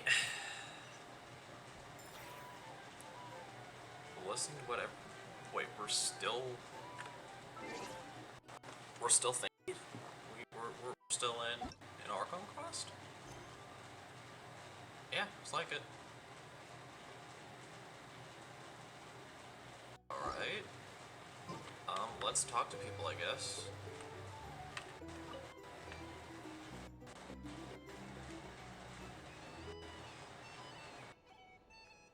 Ah, Lord Sangama Bay. How lovely to see you. I must thank you for the device you provided. It was an enormous help. Would I be right in thinking that it was developed by the Academia? Why come and ask me when you clearly know already? I mostly came to thank you. That's more like it. A little gratitude goes a long way with Lord Sangama Bay. Play your cards right, and you might even stand a chance of becoming my long-term supplier. The chance to work with such a kind and charitable investor as yourself would be a great honor for the Curatorium. Huh? Charitable? Who said anything about charity? First time hearing about it. Let's see. The first plot of land you purchased in Nodcry, your desert interests, and... Stop! What do you think you're doing? Exposing my investment history! It's nothing to hide from. They're all perfectly legitimate investments. And some of the land you purchased was with the intent of building a sanctuary? Yes, I heard about that too. How did you... You're a curious case, Lord Sangama Bay. You don't like people finding out about your good deeds, do you? But I'm afraid no matter how hard you try to keep things under wraps, where there's a will, there's a way. You did it for Sumeru, didn't you? It was empty land that was gonna go to waste otherwise. I figured if I built something there, it might at least get some use in an emergency. Disasters are capricious things. They strike without any warning. I've lost family to a disaster before, and I don't want to lose any friends or business partners if I can help it. My elder sister used to dream of finding a sanctuary. Somewhere with plenty of food, water, and medicine. Where everyone could live happy lives. It was something I looked into, but after discussing things with the Dendro Archon, I decided on a more effective strategy. The tech people handled the tech, and Moneybags provided the Mora. It just made the most sense. It's a pity that so few people know the truth about you. Everyone says that you view everything in terms of Mora, and all you care about is growing your own wealth. So, what's the problem with that? Everyone wants to be rich. It's human nature. So yes, I love Mora, and it's nothing to be ashamed of. But surely you have dreams of your own beyond just making Mora. You don't get it, do you? My dream is to invest in other people's dreams. And, you know, make a nice little slice for myself along the way. Just thinking about it makes me happy. That sweet, sweet sound of Mora. Thank you. For the device? And the pendant. Oh, that. I was just returning a favor. Don't worry about it. Seems like we've both been away from home for a very long time. Yeah. So long that I barely remember what my family even looked like. That would be your mother, father, and sister? Yeah, though it's been years since my sister passed away. It's not like I want to forget them, obviously, but memory can be even more ruthless than the most calculating business person. Beyond a certain point, if something isn't helping you, it just gets rid of it. My sister can't help me now. Slowly but surely, her face is fading from my mind's eye. It's become a vague impression. Not everything will fade. When loved ones pass away, the beautiful memories are the ones that last the longest. Yeah, that's true. If you ask me, that's the one silver lining in all of it. Well, that, plus, I'm sure that life is much better now than it was back then. Oh, absolutely. I have tons of Mora, a big beautiful house, business is booming, and I'm as happy as can be.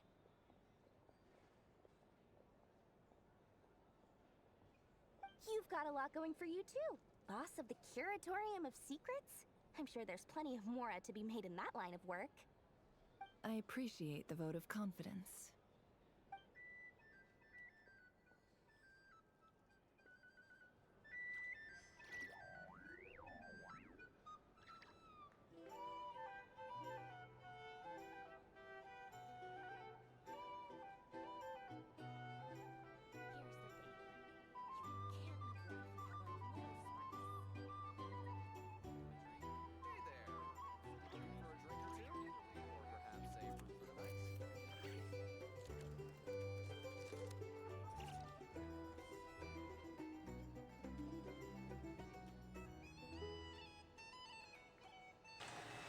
Alright, who else are talking? Oh, Varka, Durin, and Albedo. How have you been holding up? Any adverse reactions? If you start to take a turn for the worse, make sure you tell me right away. You don't need to worry about me, Grandmaster. I'm fine. I mean, I barely did anything, so... Hush. What? You're too humble, young man. You played an indispensable role in the battle for Nodcry. We can't thank you enough for your support. Sometimes, when people praise you, it's because you deserve it. The best thing is to accept it calmly and with grace. It's important to learn how to respond to words of admiration. Let's do a quick demonstration. Albedo, that was an incredible feat of alchemy. The pressure was on, but you worked flawlessly at lightning speed to get the job done. Thank you. I can't take all the credit, though. Durin played a big part in forming the alchemical array. See? Did you catch that? A masterclass in how to take a compliment. Okay, yeah. I did work pretty hard to help prepare for the battle. No point denying that. Hey, you guys! Heyo, heyo. Seriously, great work, everyone. You all outdid yourselves. Hey, look who's bounced back. Looking good, traveler. Oh, you're too sweet. Seems like you've recovered. You won't need to take any more medication. Like I needed to in drink. I don't do alcohol. Order at a bar now? You've sure learned a lot recently. Oh, for sure. Handling a drinks order is ridiculously simple compared to alchemy. Don't worry, I'll blend into society yet. I still can't get the thought out of my head that Durin sounds like Wanderer, but at a slightly higher pitch. To be honest though, Paimon didn't quite follow all the details when you first explained the plan to us. Don't worry, that's completely understandable. Unless you're a student of alchemy, it's hard to grasp the principle and how the process works. To put it in the simplest terms, we saw how our enemy stole the power of Kuvaki. And that gave us the idea of stealing his power to turn it against him. When facing an enemy you have no hope of defeating, it's best not to engage them in battle. So, instead of looking for a way to overpower him, we decided to help Columbina get strong enough to at least stand up to him in a fight. For this to work, we had to analyze his modes of attack, confirm who his main target was, and make sure that he wouldn't go beyond the range of the alchemical array. For added security, we prepared a total of 4 arrays. But to mitigate the impact of the battle, we identified one location in particular as the ideal spot, which is where the confrontation took place. The alchemical array absorbed his abyssal power. Then Durin processed it to render it usable by Columbina. That power enabled her to do what would otherwise have been nigh on impossible. What surprised me was that Dainsleif actually agreed to join us. Given his history with Rerir, he had every right to sit this one out. But we're extremely grateful for the decision he made. Confronting a former friend in battle, that can't have been easy. It must have been a painful choice to make. But I'm sure that making a decision was far better for him than staying in limbo. Absolutely. He was torn between 2 paths, but in the end, he made his choice and stuck to it resolutely. He doesn't strike me as the sort of person who'd stay trapped in limbo for long. Anyway, however you cut it, everyone gave a stellar performance. And now, it's time to kick back and celebrate.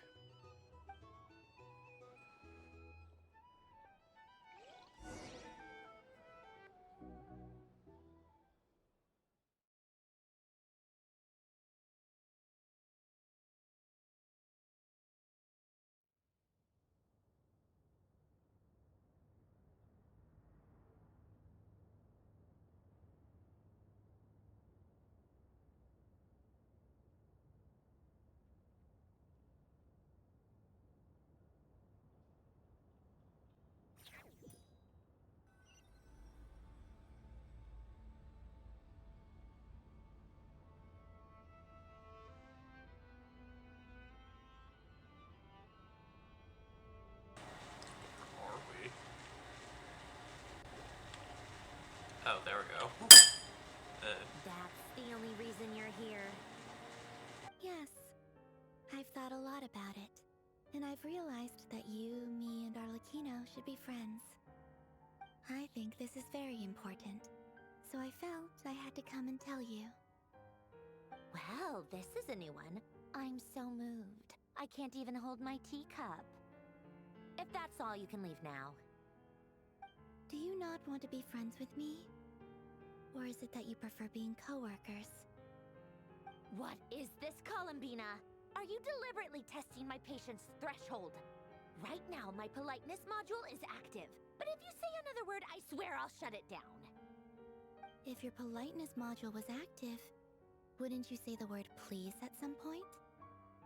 Polonia, please see Lady Columbina to the door. Will you still invite me to your next tea party? What? Yes, I think you will. Bye-bye, dear Sandrone. For someone who talks in a very monotone manner, she's very sassy, and I love it. Catching up with a friend? Hope I'm not interrupting. Last time, the Wild Hunt escorted you out. Would you rather I handled it myself this time? We just wanted to, see how you were doing now that it's all over. Why? We're Out of allowed to care. concern for my safety? I hope you didn't seriously think that the Rahier of Solnari would be able to lay so much as a finger upon me, given how prepared I was. You know we're allowed to care, You right? helped us out, so we just wanted to check you were okay. Looks like all your robots are fixed, huh? Nice by books and teacups on the table. Afternoon tea. So be hard interrupting after all. Oh, don't you worry about that. Tea time is already a write-off. The visitor before you managed to kill my appetite. If you're in the mood for tea, go ahead and help yourself. Otherwise, it's going to waste. My coasters are still missing in action, though. Use this notebook instead. Whoa! Pretty hefty notebook. Look at all those calculations. You can ignore those. They're just dumb scribblings. I doodle and write in my free time. Sometimes I remember the distant dreamlike past. Sometimes I imagine the far-flung future. I do way too much of the Other latter. times, I grit my teeth and note down all the crazy nonsense going on in the present. Some people do the crosswords in the newspaper. This is my equivalent of that. Trying Whatever to helps you predict the stay future calm. is like daydreaming. And writing about the present just makes me furious. The past is my favorite. If nothing else, it's already set in stone, so I don't have to rack my brains trying to figure it all out. Huh. Although, having said that, the only vaguely interesting memory in my past is probably that guy they call Lord Artificer. Lord Artificer? Mean Elaine Guillotine? Who else? Pretty much all the Mecha and Fontaine are his personal handiwork. Wait, are you saying you know him? Like, personally? As a friend? I mean, I guess we were friendly enough. So you've actually met him, but he lived hundreds of years ago. Yep. In fact, I'm probably the only normal person left who knew him at all. We used to chat occasionally back when he was still around. Before he passed away, he asked me to destroy all his manuscripts. I honored his request, but I did read through everything first before destroying them. I mean, I couldn't let the genius of Lord Artificer Alain Guillotin disappear like that. Would have been such a waste. So, that's where the formulas in your notebook are from? I just told you. Those are my equivalent of crossword puzzles. They're just dumb formulas that I solve for fun when I'm bored. Alain's work was like epic poetry. The formulas in my notebook are just silly little riddles in comparison. Not that there's anything bad about them. I mean, at least, solving those riddles isn't going to hurt anyone. Except me, 'cause I lose a few brain cells in the process. Anyway, while we're on the topic, I might as well tell you about what happened to him and his friends. Alain Guillotin had two close buddies, Renee and Jacob. They spent their childhood years together in the Narzissenkreuz Institute. They were all quite competitive, so there was some rivalry between them, but it was a friendly rivalry. But beneath the friendship and the rivalry ran something deeper, a sense of nostalgia for the past. Unfortunately, childhood would end, the prophecy would come true, the apocalypse would arrive, and the future would never be.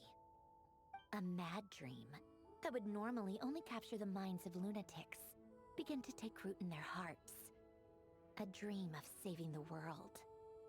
And if Renee and Alain had been people of lesser wits, that dream would probably have ended up as something for them to joke about in their older years.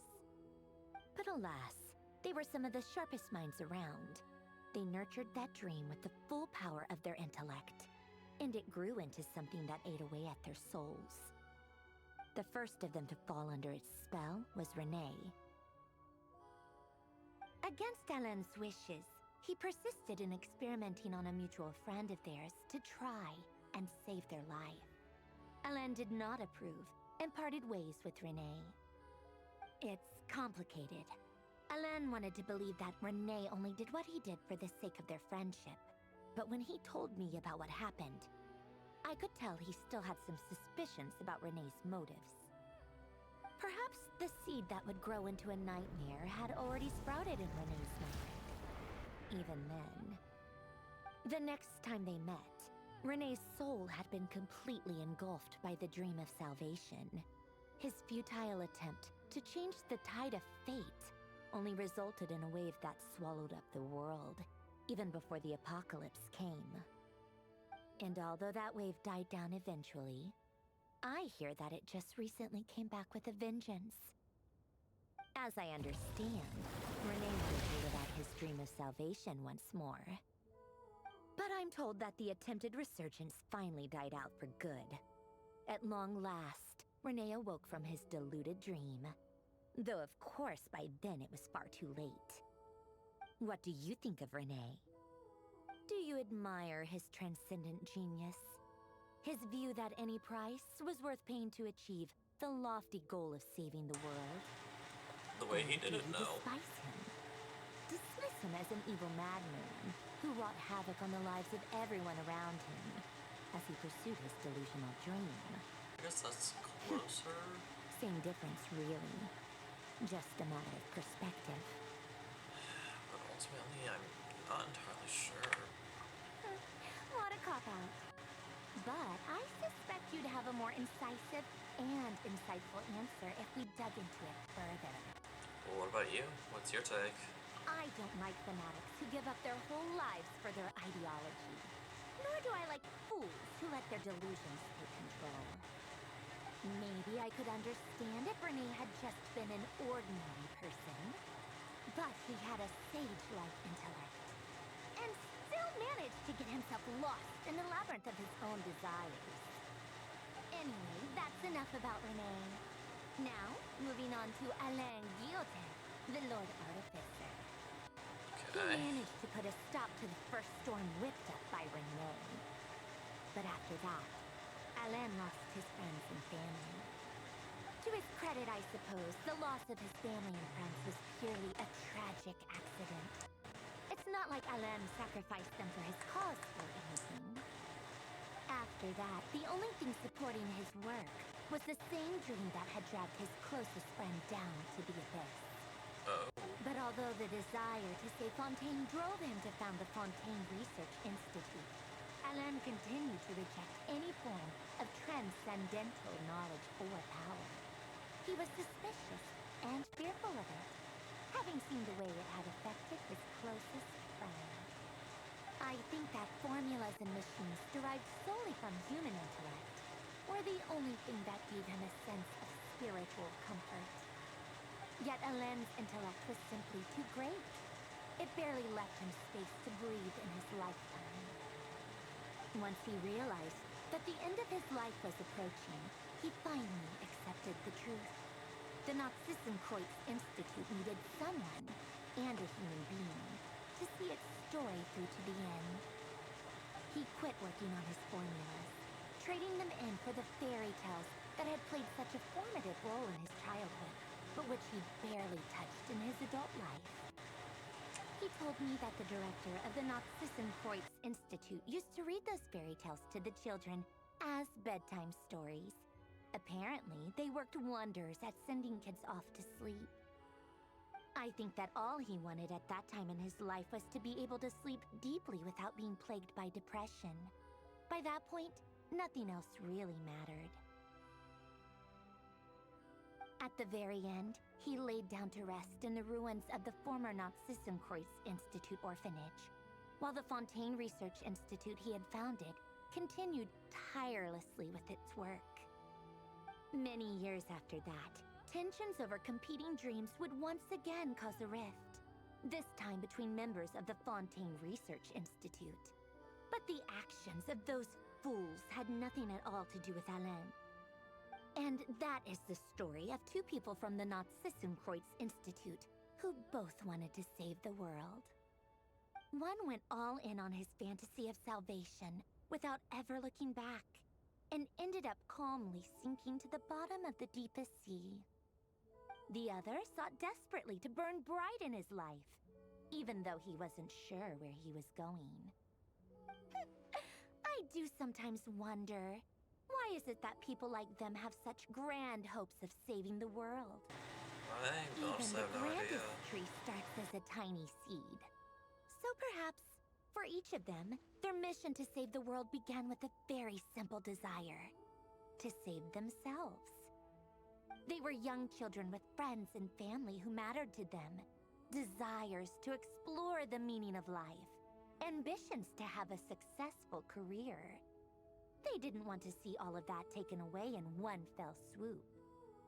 Or maybe they just wanted to find something to anchor themselves within the chaos, to stop them getting quietly swept away by the storms of life. But instead, the search for their own salvation took them down the rocky road laid out by fate. Do you think the desire to save oneself is enough of a justification to try and save the world?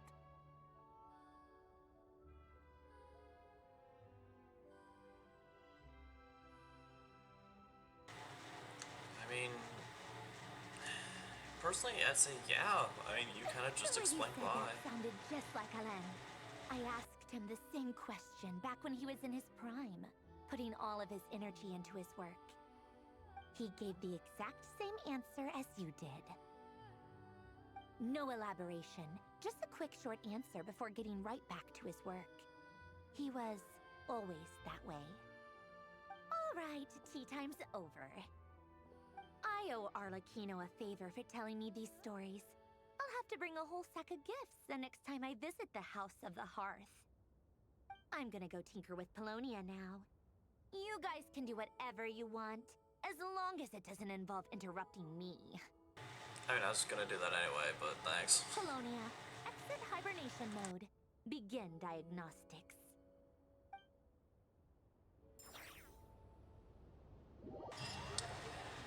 Hopefully now that means that we're done. Because this has been going on for a bit.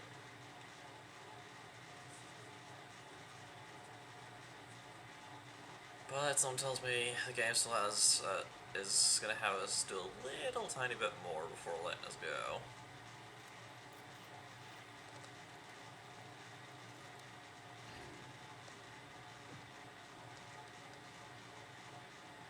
Oh no! I guess we're done.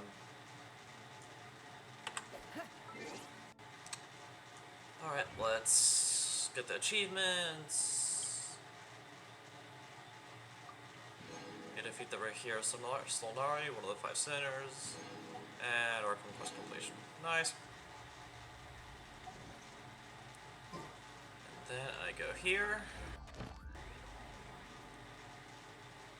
Guide. Boom.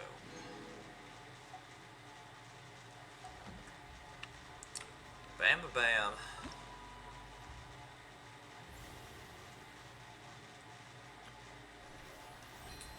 Oh, and we are marching on to getting a constellation for Xiao. We will have it completed by the time that that this event ends. We're literally on pace. We're not ahead of schedule. We're not behind schedule. We are exactly on pace. And that's some stuff for Nefer. How many Primamos do we have right now? 671. Okay, so shop.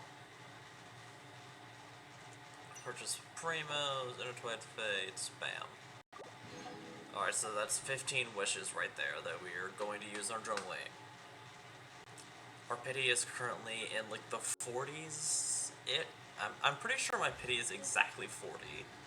So at minimum, we need like 15 more pulls. We basically need to do that. But that is not an issue for today me, that is an issue for next time me. Because we are out of time. That's the wrong screen. This is the right screen. Holy cow,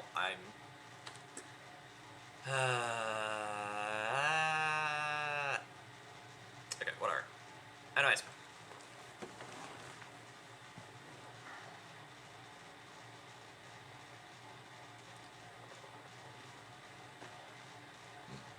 Excuse me.